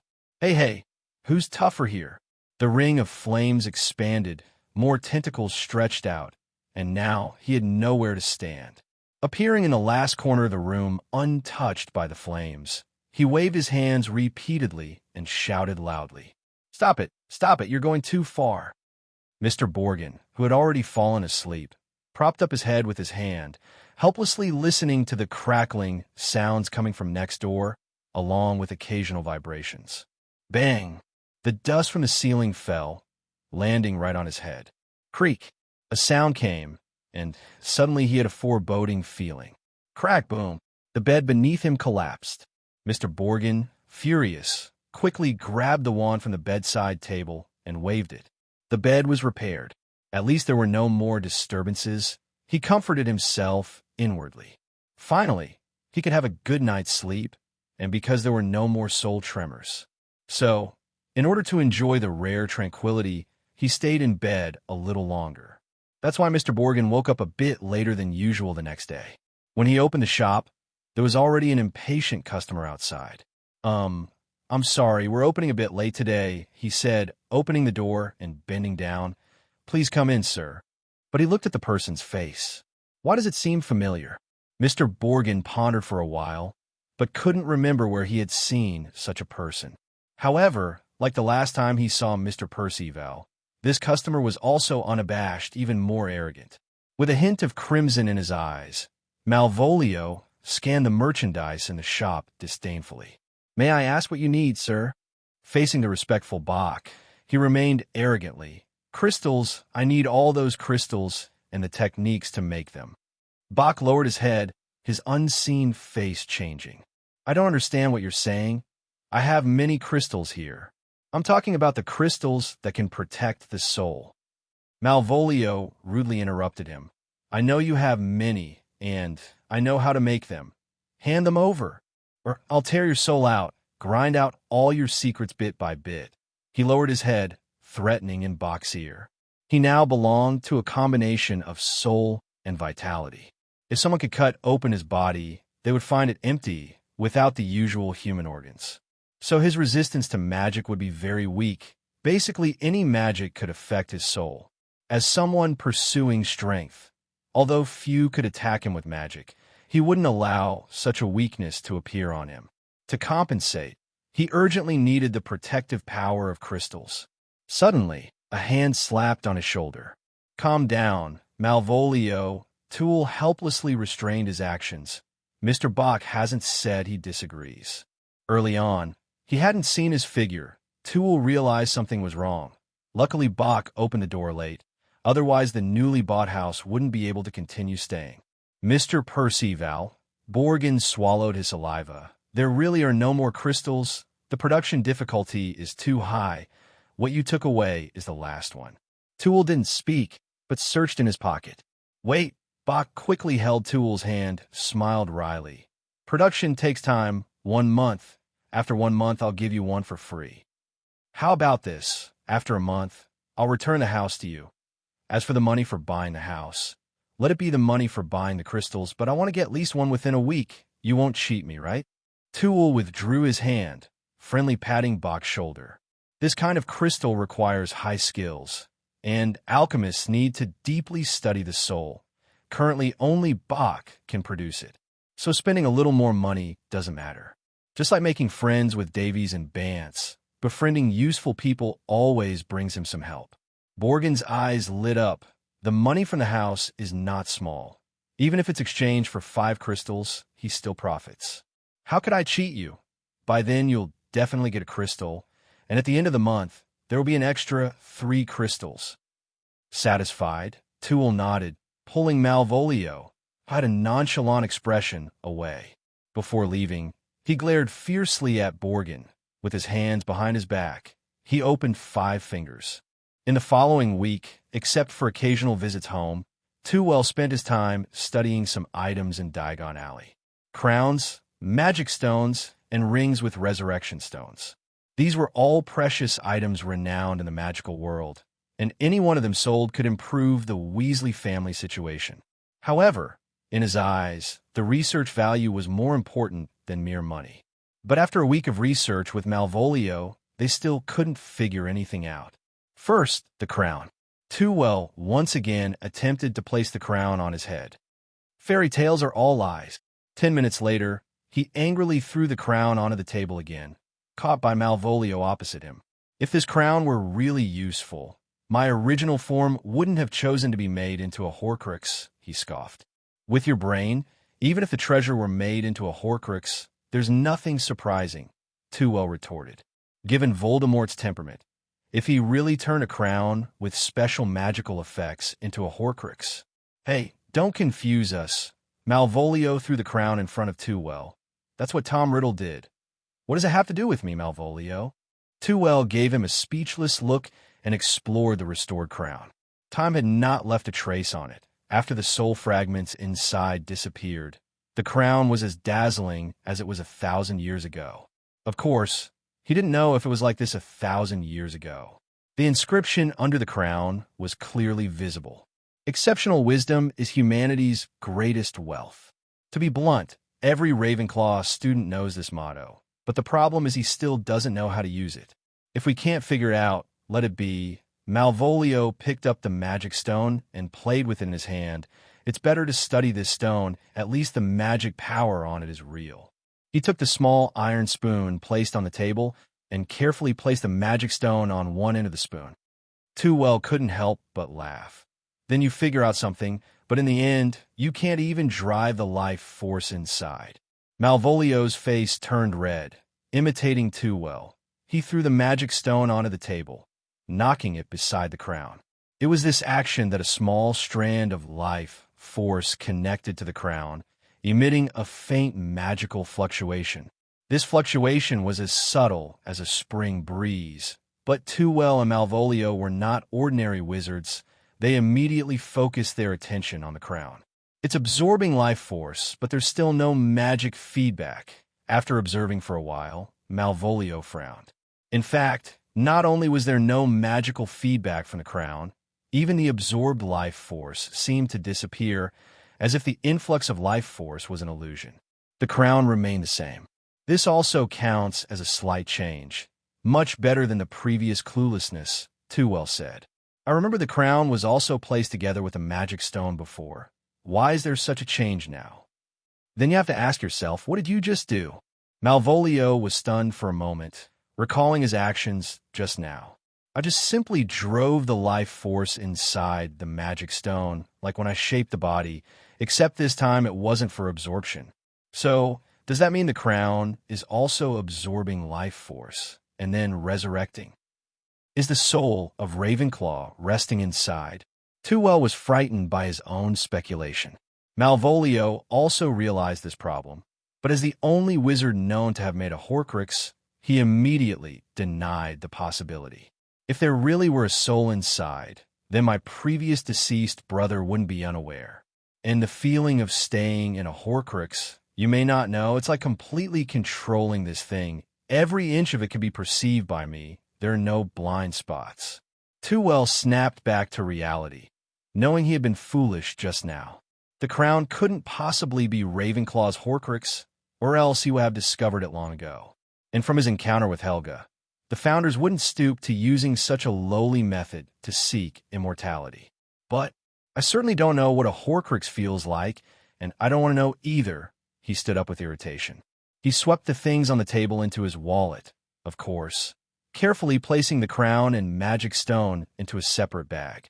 Hey, that ring has been my vessel for so long. Can't you be more gentle? Malvolio complained. Tewell couldn't be bothered with him. This resurrected soul was inexplicably sentimental, always trying to burden him with complaints. Let's go. Let's get Borgin's crystals. As he moved, his face gradually morphed back into Dumbledore's. After witnessing so much magic by your side, what I regret most is not paying enough attention to transfiguration. Tewell walked out, saying, Aren't you shaped by life force? Can't you just mold your own face? I can only follow the appearance of the soul, become younger, or have a bald head like the crown. Borgin and Burke's shop. When the two arrived, the shop had just opened. Sorry, Mr. Percival. I've been lacking sleep recently and have been dozing off. Borgin welcomed them with a smile. After spending some time together, he realized that this Mr. Percival was still quite friendly towards him, at least willing to pay, and not a small amount. Are you implying that we disturbed your sleep?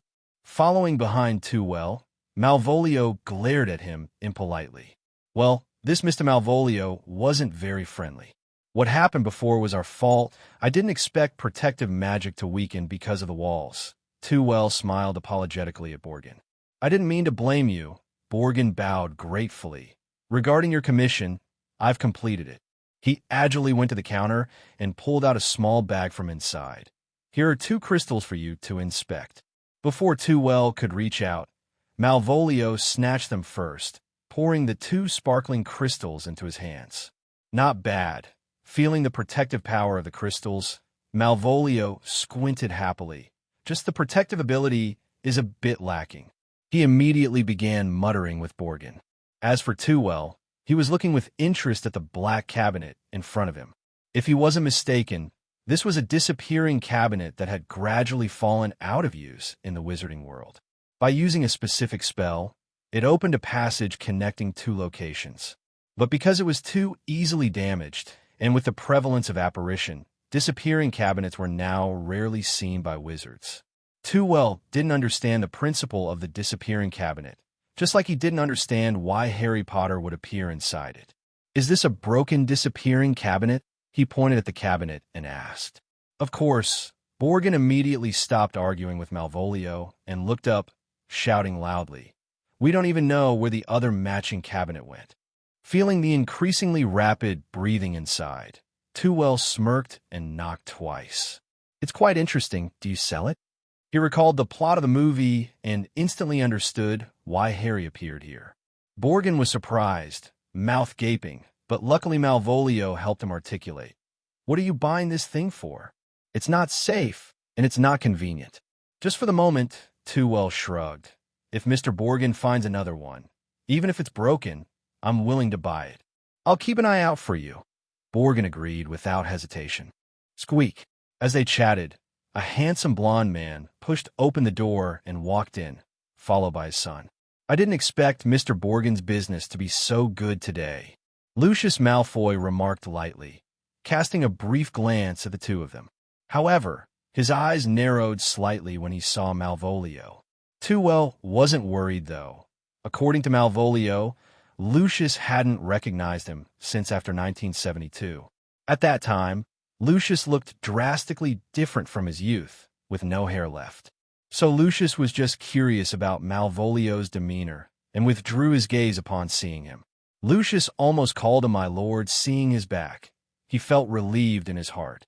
Tewell wasn't interested in staying here anymore. It didn't matter if Malfoy didn't recognize him. He was just afraid that Malvolio might say something inappropriate. Well, I won't bother you then. I'll come back at the end of the month. Smiling, he bid goodbye to Borgin, and with Malvolio, who was staring back at Lucius, they left the shop. I really don't understand why you're always so polite to these insects, Malvolio asked irritably as soon as they stepped out. You even apologize to someone like Borgin. Let me give you a piece of advice, Tewell said calmly. Treat your friends with warmth like spring. Treat your enemies with the ruthless coldness of winter. Even if it's pretended.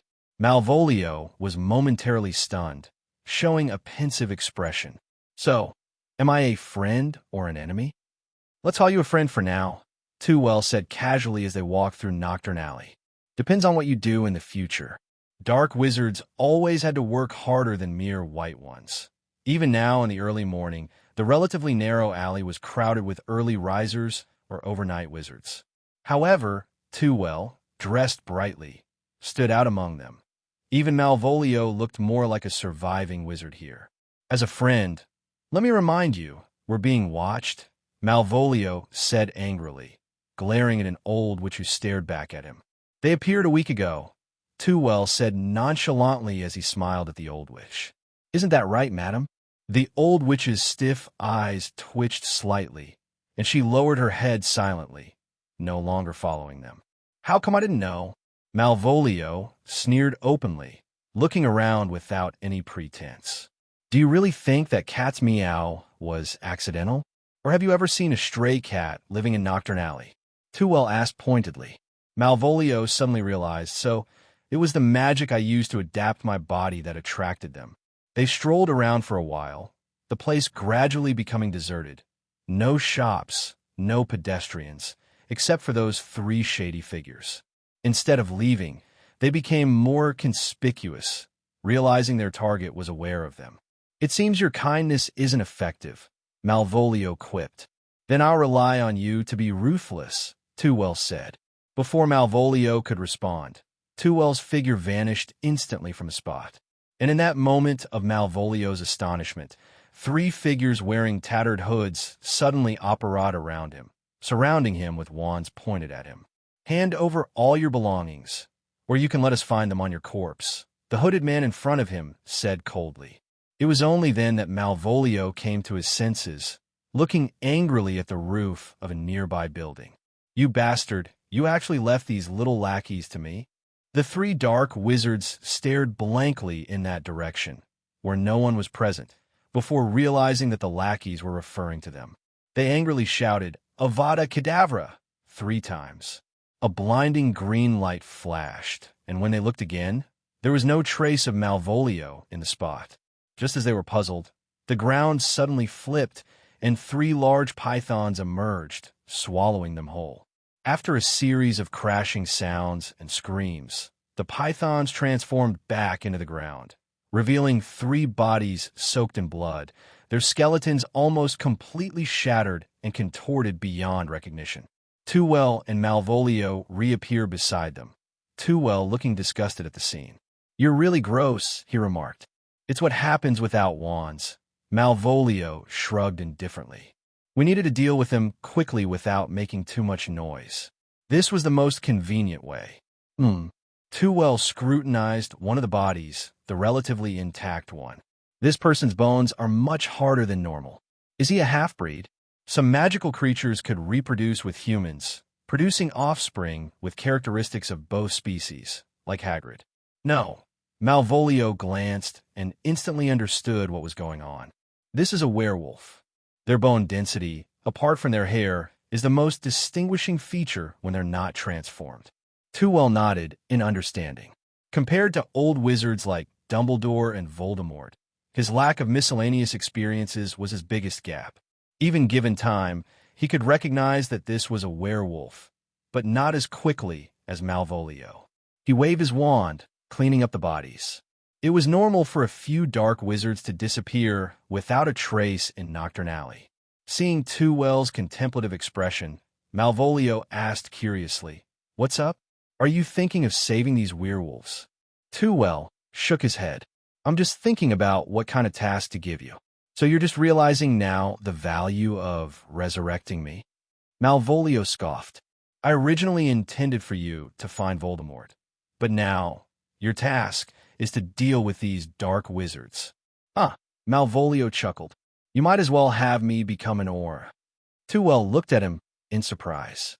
Actually, I did consider having you become an Auror. Feeling the sincerity in his eyes, Malvolio felt Tewell was a madman, even crazier than himself. To have the Dark Lord become an Auror, why not have Dumbledore become the Dark Lord? Was this a plan that a normal person could come up with? Are you out of your mind? Even I can't forge a set of school grades or an identity that can pass scrutiny. Tewell smiled as he explained. Actually, you just need to control an Auror, then transform into his appearance. You can then openly appear in the Ministry of Magic and become a glorious Auror. After a series of explanations, Malvolio realized the possibility, and his restless heart gradually became excited. Are you sure Aurors are easy to deceive now? I was quite impressed with Moody back then. Moody has retired. Now, there are only young Aurors in the Ministry of Magic, and Cynthia will mobilize an Auror in the name of Cooperation Department. By then, the two of you can cooperate to control that poor guy. Then the two of you can support each other in the Ministry of Magic. With your handling of dark wizards, your merits will definitely be much greater than others. Tewell excitedly patted Malvolio's arm. Planning for a Dark Lord to become an Auror. Was there anything more satisfying than this? But I can't take Polyjuice Potion. So, I'll teach you the human transfiguration spell properly this month. Malvolio was given a book on human transfiguration, and Tewell walked alone towards Diagon Alley. The book was specially written by his teacher to instruct him and was the only one of its kind in the magical world. Speaking of which, the most dangerous aspect of transfiguration is human transfiguration, which could result in permanent harm if not careful. Only a person as bold and meticulous as his teacher would dare to research such an ability. However, Malvolio wasn't concerned about this danger. For him, it was only a matter of insufficient ability. With his already remarkable transfiguration skills, he would be able to grasp the essentials of human transfiguration within a month. Removing the transfiguration on himself and changing back into his own robe, Tewell arrived at Diagon Alley. Immediately, he felt the difference between these two adjacent commercial districts. Sunlight, bustling crowds, and joyful smiles were everywhere. He felt his mood brighten a bit. However, this joy was quickly shattered. "Excuse me, could you please stop?" A shop attendant dressed man shouted loudly, his voice carrying from the bookstore to the street, naturally drawing the attention of passers-by. Whether Muggles or wizards, watching a commotion was human nature. After finally pushing through the crowded people, Tewell managed to enter the bookstore with difficulty. Lucius Malfoy, whom he had just seen at Borgin and Burke's, was embracing another man in green robes on the ground, ignoring the persuasions of the crowd. Books fell off the shelves one after another. And of course, the Weasley twins, who were watching the commotion nearby, had their share of the credit. Separate them. Tewell's command fell, and Lucius and Arthur Weasley were forcibly separated. At this moment, Hagrid also walked in and, seeing the two still trying to wrestle each other, quickly held down their heads. "All right, let go. Hagrid, if you press any harder, they'll suffocate," Tewell said, looking at the slightly red faces of the two under Hagrid's big hands. Their hands hung down weakly, devoid of any resistance. Hagrid belatedly released his grip. "Oh, sorry, Arthur." Hagrid patted Mr. Weasley's body a couple of times with his big hand, seeming to want to help him dust off, but he didn't realize this was where he was most injured. "That's enough." Mr. Weasley stopped Hagrid's movements. Seeing this, Mrs. Weasley finally breathed a sigh of relief, angrily glaring at her husband before coming to Tewell's side. "Thank you very much for helping to separate them. I can't believe my husband would do such a thing in front of the children." "Professor Fawley," George suddenly shouted, catching everyone's attention. "Mom, this is the Professor Fawley. I often mention to you during the summer. Fred ran excitedly towards them. What? Mrs. Weasley's mouth dropped open in surprise. You're the professor of defense against the dark arts for the children? I heard you were young, but I didn't expect you to be this young. Professor Fawley's strength is much greater than his appearance suggests. Draco walked over, not wanting to be left out, and said proudly. Lucius also noticed the situation here, trying hard to maintain a calm expression on his face, but his swollen right eye looked a bit ridiculous. So, you're the child from the Fawley family, he said familiarly, reaching out to Tewell. Thanks to you, Draco has been taken care of at school. As a professor at the school, that's what I should do. Tewell exchanged pleasantries with Lucius. I heard Draco say you wanted to visit my estate this summer. Lucius emphasized the word estate deliberately. Yes, indeed, it's much better than living in a pigsty like some parents' places. It's quite normal for you to choose our home. Mr. Weasley, who had recovered, erupted in anger. If it weren't for Hagrid holding him back, he probably would have lunged again. I just want to talk to you about some things. Tewell smiled innocently. I reckon it's because young Malfoy has been causing trouble at school, so the professor decided to pay a visit, Ron suddenly remarked. Lucius cast a cold glance at the Weasley family. Draco's affairs are none of your concern. What you should be concerned about is how to get yourselves better textbooks. With that, he took out Ginny's second-hand textbook and rudely stuffed it into her cauldron. Then, without giving the Weasleys a chance to retaliate, he grabbed the reluctant Draco and turned to leave the bookstore. You shouldn't bother with him. Hagrid comforted the furious Mr. Weasley. Some people are just incorrigible. The shopkeeper wanted to intervene, but Tewell smoothed out the book's wrinkles and returned it to the shelf, and the shopkeeper gave up on the idea, perhaps partly due to Hagrid's imposing presence. They walked conspicuously down the street, with Hermione's parents, the Grangers, following along, looking both curious and somewhat worried. Professor, what are you doing here? Are you here for Mr. Lockhart's book signing? Hermione asked excitedly. Tewell's smile faltered for a moment. I've had that book for a month now. Wow, Hermione exclaimed loudly, disregarding the onlookers on the street. So, the professor reads his books too? Fortunately, Harry rescued Tewell from his silence. But what's the deal with this Lockhart guy? He says he's the defense against the dark arts professor for next year and wants us all to buy his book. Wait, is the professor being replaced by him? Harry exclaimed in shock. All eyes turned to Tewell. Don't worry. Next year's course will be taught by both me and Professor Lockhart. He'll be more responsible for the theoretical aspects. As for the textbooks being replaced with his own work, Lockhart said it was for convenience in teaching, although Tewell felt he simply wanted to sell books. Harry and the others breathed a sigh of relief. So did Hermione, who, despite admiring Lockhart, still considered Professor Fawley the most formidable. Professor, what will you be teaching us next year? We seem to be lacking textbooks, Hermione asked. You'll only need your wands, Tewell replied with a meaningful smile. Harry and the others cheered immediately. They undoubtedly preferred practical lessons, despite being tiring, to boring exams. They escorted them all the way back to the leaky cauldron. Tewell also took the opportunity to answer many questions about school and Hermione for the Grangers. It wasn't until evening that they watched the group leave. As for Ginny, she suddenly stopped as if sensing something and looked back. She saw Tewell smiling and waving at her, then quickly blushed and shyly ran to catch up with her family. What's wrong?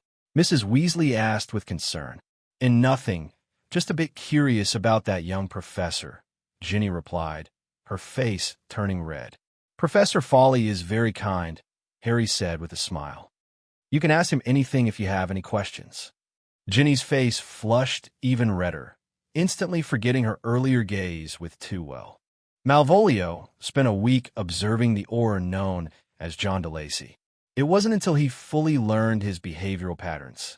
Fainting, Malvolio looked at Cynthia's indifferent expression and casually shrugged. Wasn't my nearly invisible attack worth a round of applause? Cynthia clapped twice, giving face but only twice. Then she brought out the thick stack of files on DeLacy and placed it in front of him. Memorize these, and you can openly appear in the Ministry of Magic. Malvolio eagerly took them. Your grades are quite impressive, just slightly lower than mine. That was a genuine compliment. Tom Riddle was practically a genius during his time at Hogwarts. To rank just below him was to be at the top of the top students. Still the minister's personal guard? He pointed to a clause, surprised.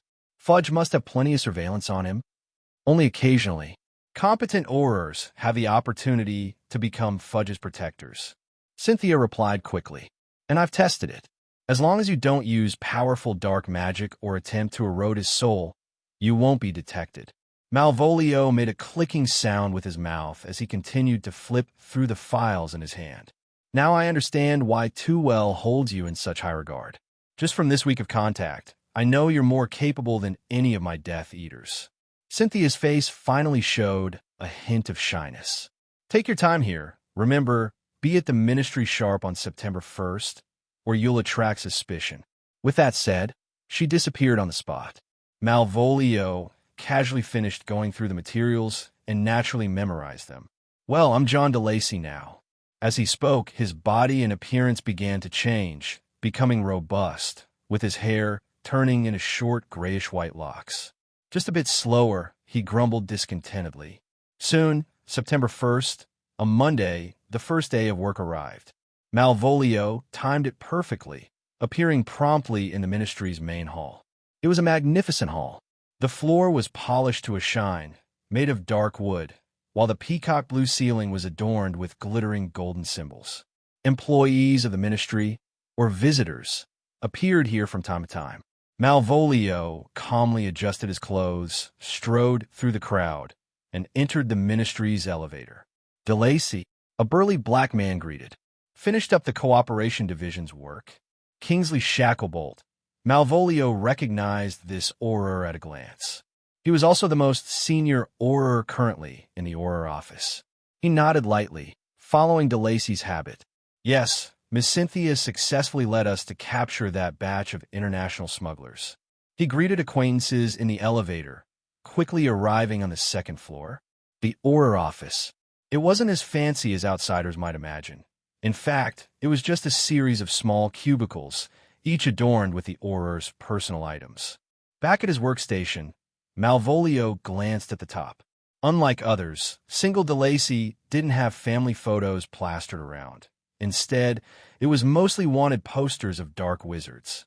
He recognized one or two faces. How destitute, he remarked in a flat tone. In general, Aurors are the policing department of the Ministry of Magic, responsible for investigating crimes involving dark magic and apprehending or detaining dark wizards. And in the wizarding world, there's never a shortage of dark wizards. So Malvolio hadn't been seated for long when Kingsley arrived with a dossier, followed by several colleagues from other departments. What's happened? Malvolio inquired as Kingsley placed the dossier in front of him. According to a witch's description, her 3 companions went missing a month ago, Kingsley explained. Malvolio opened the dossier. How eerily similar this witch's description was to the one he encountered in Nocturne Alley. He calmly continued flipping through the pages. Sure enough, the so-called companions were the 3 hooded wizards he had dealt with. As for suspects, of course, it was him and Tewell. If this happened in Nocturne Alley, I highly doubt the witch's testimony, Malvolio remarked. Kingsley nodded in agreement. So I need you to investigate her and the 2 suspects. If possible, bring them all in. Malvolio felt a sense of satisfaction, but kept his expression composed. I'll head there now. Swift action was characteristic of DeLacy's personality, and he wasn't one to procrastinate. Soon, he, along with several colleagues from the Department of Magical Law Enforcement, returned to the dimly lit Nocturne Alley. Having recently stayed at DeLacy's home, returning here now gave him a sense of coming back home. Will that witch still be here? A colleague named Gerard asked. If she's a dark witch, Nocturne Alley is her stomping ground. Unless she absolutely can't stay, she won't leave easily, Malvolio explained. Having spent quite some time here, he knew these dark wizards rarely found safe havens elsewhere. Once they found one, they tended to stay for a long time. Gerard glanced at their conspicuous group, estimating that if they hadn't found the person yet, the The witch, with her keen senses, would have already slipped away. "How we find her, then?" he asked. "We don't need to find her. She'll come to us," Malvolio said, surveying the area. "By appearing so conspicuously in the center of Nocturne Alley, do you think she won't notice? She might be observing us from some corner." Before he could finish his sentence, he appeared beside a stooped old man not far away. "Is that so, Mrs. Elspeth?" The old man widened his eyes in shock. It was the first time she had encountered such a sharp aura. But before she could think further, she hastily disapparated from the spot. When she opened her eyes, she found herself in a house far from London. Elspeth, the remaining two companions in the house, stood up hastily. "What's happened to make you so panicked?" "The aurors are onto us." The old woman's appearance gradually transformed into that of a middle-aged woman. "I've told you before, don't try to outsmart the aurors. Now, because of you, we're being targeted." One of the tall, thin men complained loudly, but the woman beside him held her wand tightly, speaking coldly. "Enough of that, Elspeth. Have you leaked the address here?" Tension filled the air, and Elspeth felt some fear towards the icy woman. "Of course not. I intentionally took a few detours," Elspeth replied. The tall, thin man breathed a sigh of relief. But the next moment his heart tensed again. "You, who are you?" he stuttered, pointing a trembling finger behind Elspeth. "Me?" Malvolio pointed to himself. "I'm an Aura now, so please take care of me." He performed a bow, a combination of elegant movements, a sinister smile, and a sturdy physique, making for an eerie sight. In response, a killing curse was cast. Avada Kedavra! As Elspeth made her move, her two companions skillfully cast their own deadly curses, causing chaos in the room. But after a dazzling flash of light, only Malvolio remained standing in the room. Elspeth lay on the floor, her mouth open in astonishment. Unfortunately, she would never utter another word in her lifetime. After a while, Gerard appeared with several colleagues. "Mr. de Lacy, I must say," he looked shocked at the three bodies lying on the ground. "These are—" Malvolio innocently raised the wand in his hand. They turned on each other due to the exposed hiding place. Before I could intervene, they all ended up on the floor. "What about the two suspects?" "You could try to extract some clues from the dead. Otherwise, we'll have to close the case," Malvolio smiled in response. One colleague, after inspecting Elspeth's appearance, exclaimed in amazement. "If I'm not mistaken, these individuals should be part of a notorious plundering gang." "Wow." Gerard also checked and compared with his usual wanted list. "Looks like we've done a great job." The colleagues quickly shifted from worry to joy. Killing criminals without cause wasn't a good thing at the Ministry of Magic, but it was a different story when dealing with heinous wanted criminals. This was their achievement. Malvolio was unusually surprised. Turns out being an Auror not only allowed for lawful killings, but also brought in accolades. Why didn't he discover this promising career earlier? Midsummer of the summer vacation. Early in the morning, Draco Malfoy excitedly woke up from his soft bed, without a trace of laziness typical of summer vacation. After quickly washing up, he dashed downstairs to the living room. "Dobby, are the ingredients for lunch ready?" "Good morning, Master Malfoy." Dobby quickly tucked away his bandaged fingers. "They have been prepared. After cooking breakfast for the masters, I will start preparing." Draco wanted to ask Dobby to start preparing lunch now, but his rumbling stomach couldn't tolerate going without breakfast in the morning. "All right, just remember, it has to be a sumptuous and delicious feast. Understood?" At that moment, his mother, Narcissa Malfoy, walked into the living room, yawning as she covered her mouth. "Draco, wasn't Fawley supposed to come closer to noon?" Draco hesitated for a moment, then found a good excuse. "Well, we still need to make preparations in advance. Father said this is a formal meeting with another pureblood heir, so we must take it seriously." With a solemn nod, he sought to increase the credibility of his words.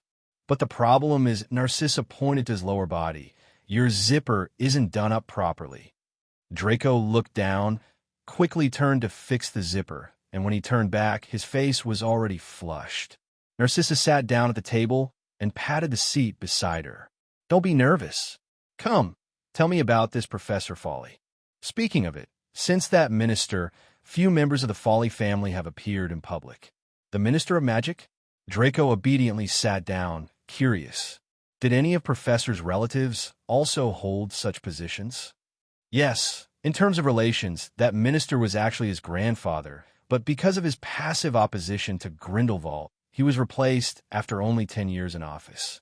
After that, the Fawley family rarely involved themselves in magical affairs. Even during the last Dark Lord's reign, they didn't explicitly declare their allegiance to us. Draco looked at his mother in astonishment. Doesn't that mean they're opposed to our family? Narcissa nodded ambiguously. Not necessarily.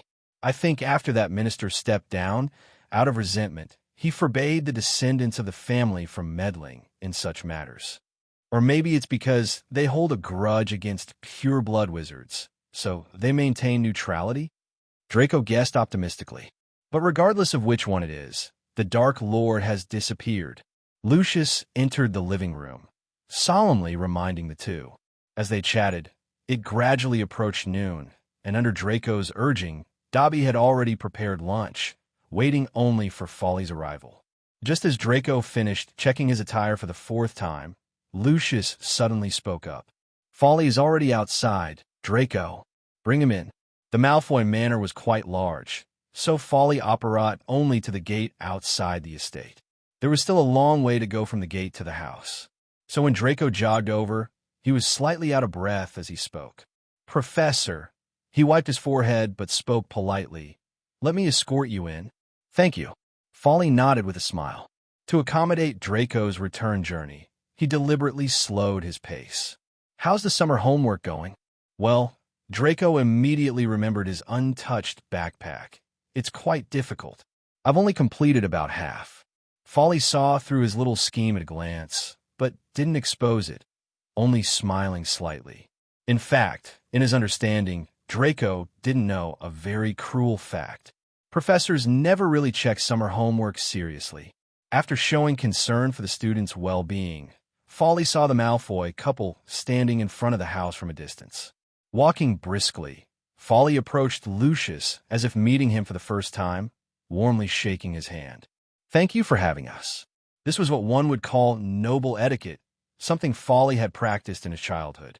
However, his parents were always lethargic, and he, in turn, had little regard for such formalities. Of course, this didn't mean he would be discourteous. After a perfunctory exchange of pleasantries, they entered the magnificent mansion. Compared to the conventional Fawley family, the Malfoy family was evidently more illustrious. Or rather, the Malfoy family was already the most prominent among the existing wizarding families.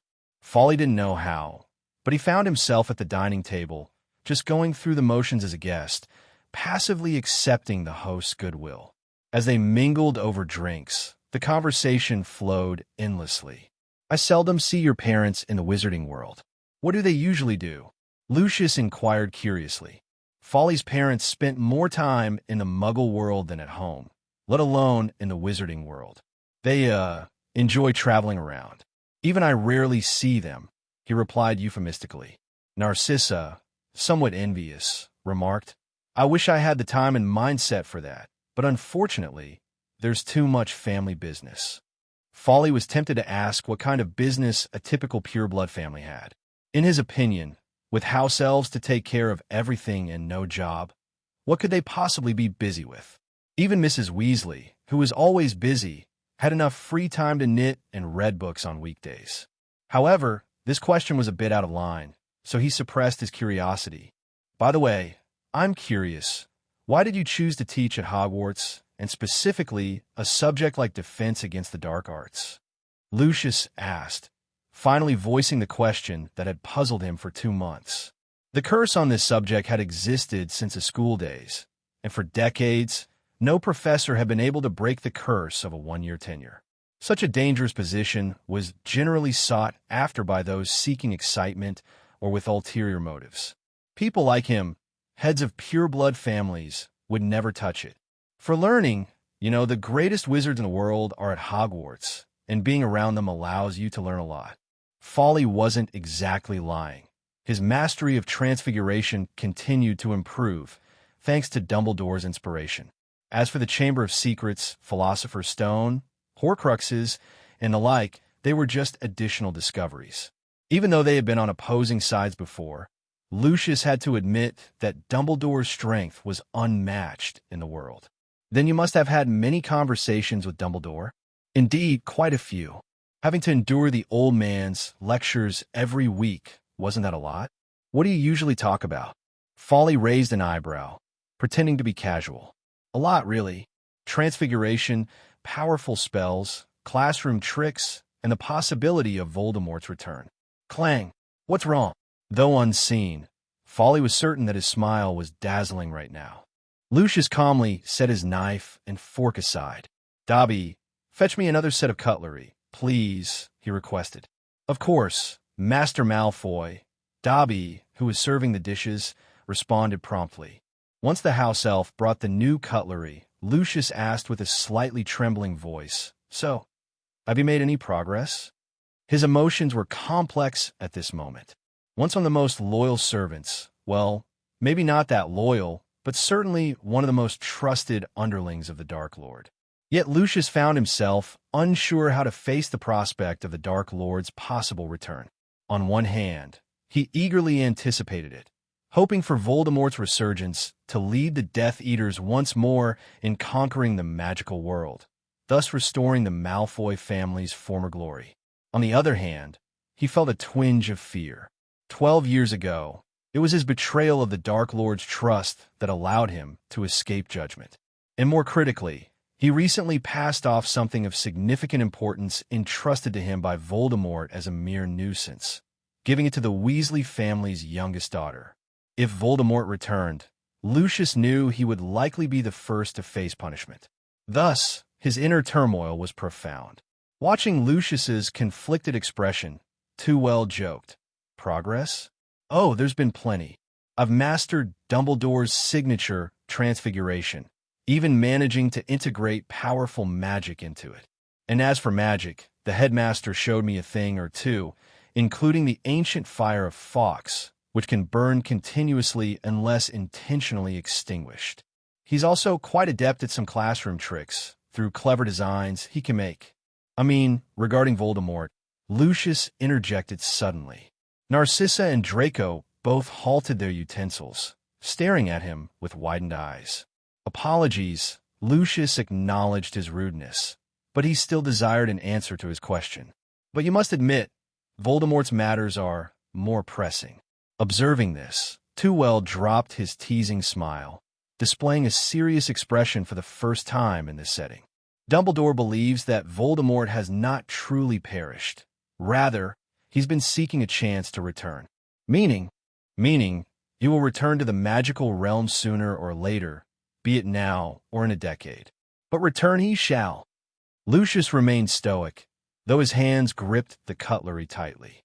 The precious silverware yielded slightly under his pressure, leaving deep imprints on his palms. If my memory serves me right, Mr. Malfoy claimed to have been under the Imperius curse during the trial at the Wizengamot in Azkaban. Tewell stared directly into Lucius's shifting eyes. But it remains to be seen, once Voldemort returns, what he will do about this revelation. Lucius's eyes flickered, then he chuckled. "Well, that's something you'd have to ask Voldemort himself." Tewell also chuckled, raising his wine glass in a toast. "That's indeed beyond our knowledge for now," he said after taking a sip, looking surprised at the taste of the wine. "It's from the Muggles' side, but quite good." At this, Lucius smirked, adopting the same demeanor as Draco usually did. "I do maintain some connections with the Muggle aristocracy, after all. There are quite a few antiques from their side in the house. Though not as marvelous as magical artifacts, they're said to be quite valuable even among Muggles. In fact, most of the non-magical items in the house were acquired from Muggle aristocrats, dating back several centuries. 1,000 centuries ago, the Malfoy ancestors arrived in England, drawing immense wealth and power from the surrounding Muggles, including this magnificent estate. To preserve this past splendor, he had to specially arrange a grand room. Every item in this room was more precious than all the Weasleys' possessions combined, he thought smugly. Tewell set down his wine glass with envy. Uncle Lucius truly lives up to his reputation. I've heard that the Malfoy family accumulated mountains of wealth from the Muggles centuries ago. Our family, on the other hand, can't even come close. We're practically living hand-to-mouth in the wizarding world. Lucius's sense of pride immediately faded, his expression darkening. Living hand-to-mouth was indeed the current state of the Malfoy family. He had thought that with Voldemort's rise, they could accumulate a considerable fortune for the family. But before their glory could even begin, Voldemort was defeated by a mere infant. Not only did they fail to profit, but they also lost a significant amount in trying to clear their names. Now, the Malfoy family was in such decline that even the Ministry dared to come searching their estate. If it were 20 years ago, even the Minister of Magic would have shown respect towards him. Unfortunately, the family's accumulated wealth was now less than a third of what it once was, especially the Muggle antiques from 300 years ago, which were now unsellable. Unless, Tewell tempted, as if reading Lucius's mind, we can earn money again from the Muggle world. Lucius was startled, quickly checking his mind for any signs of intrusion, but found none. He looked at Tewell with suspicion.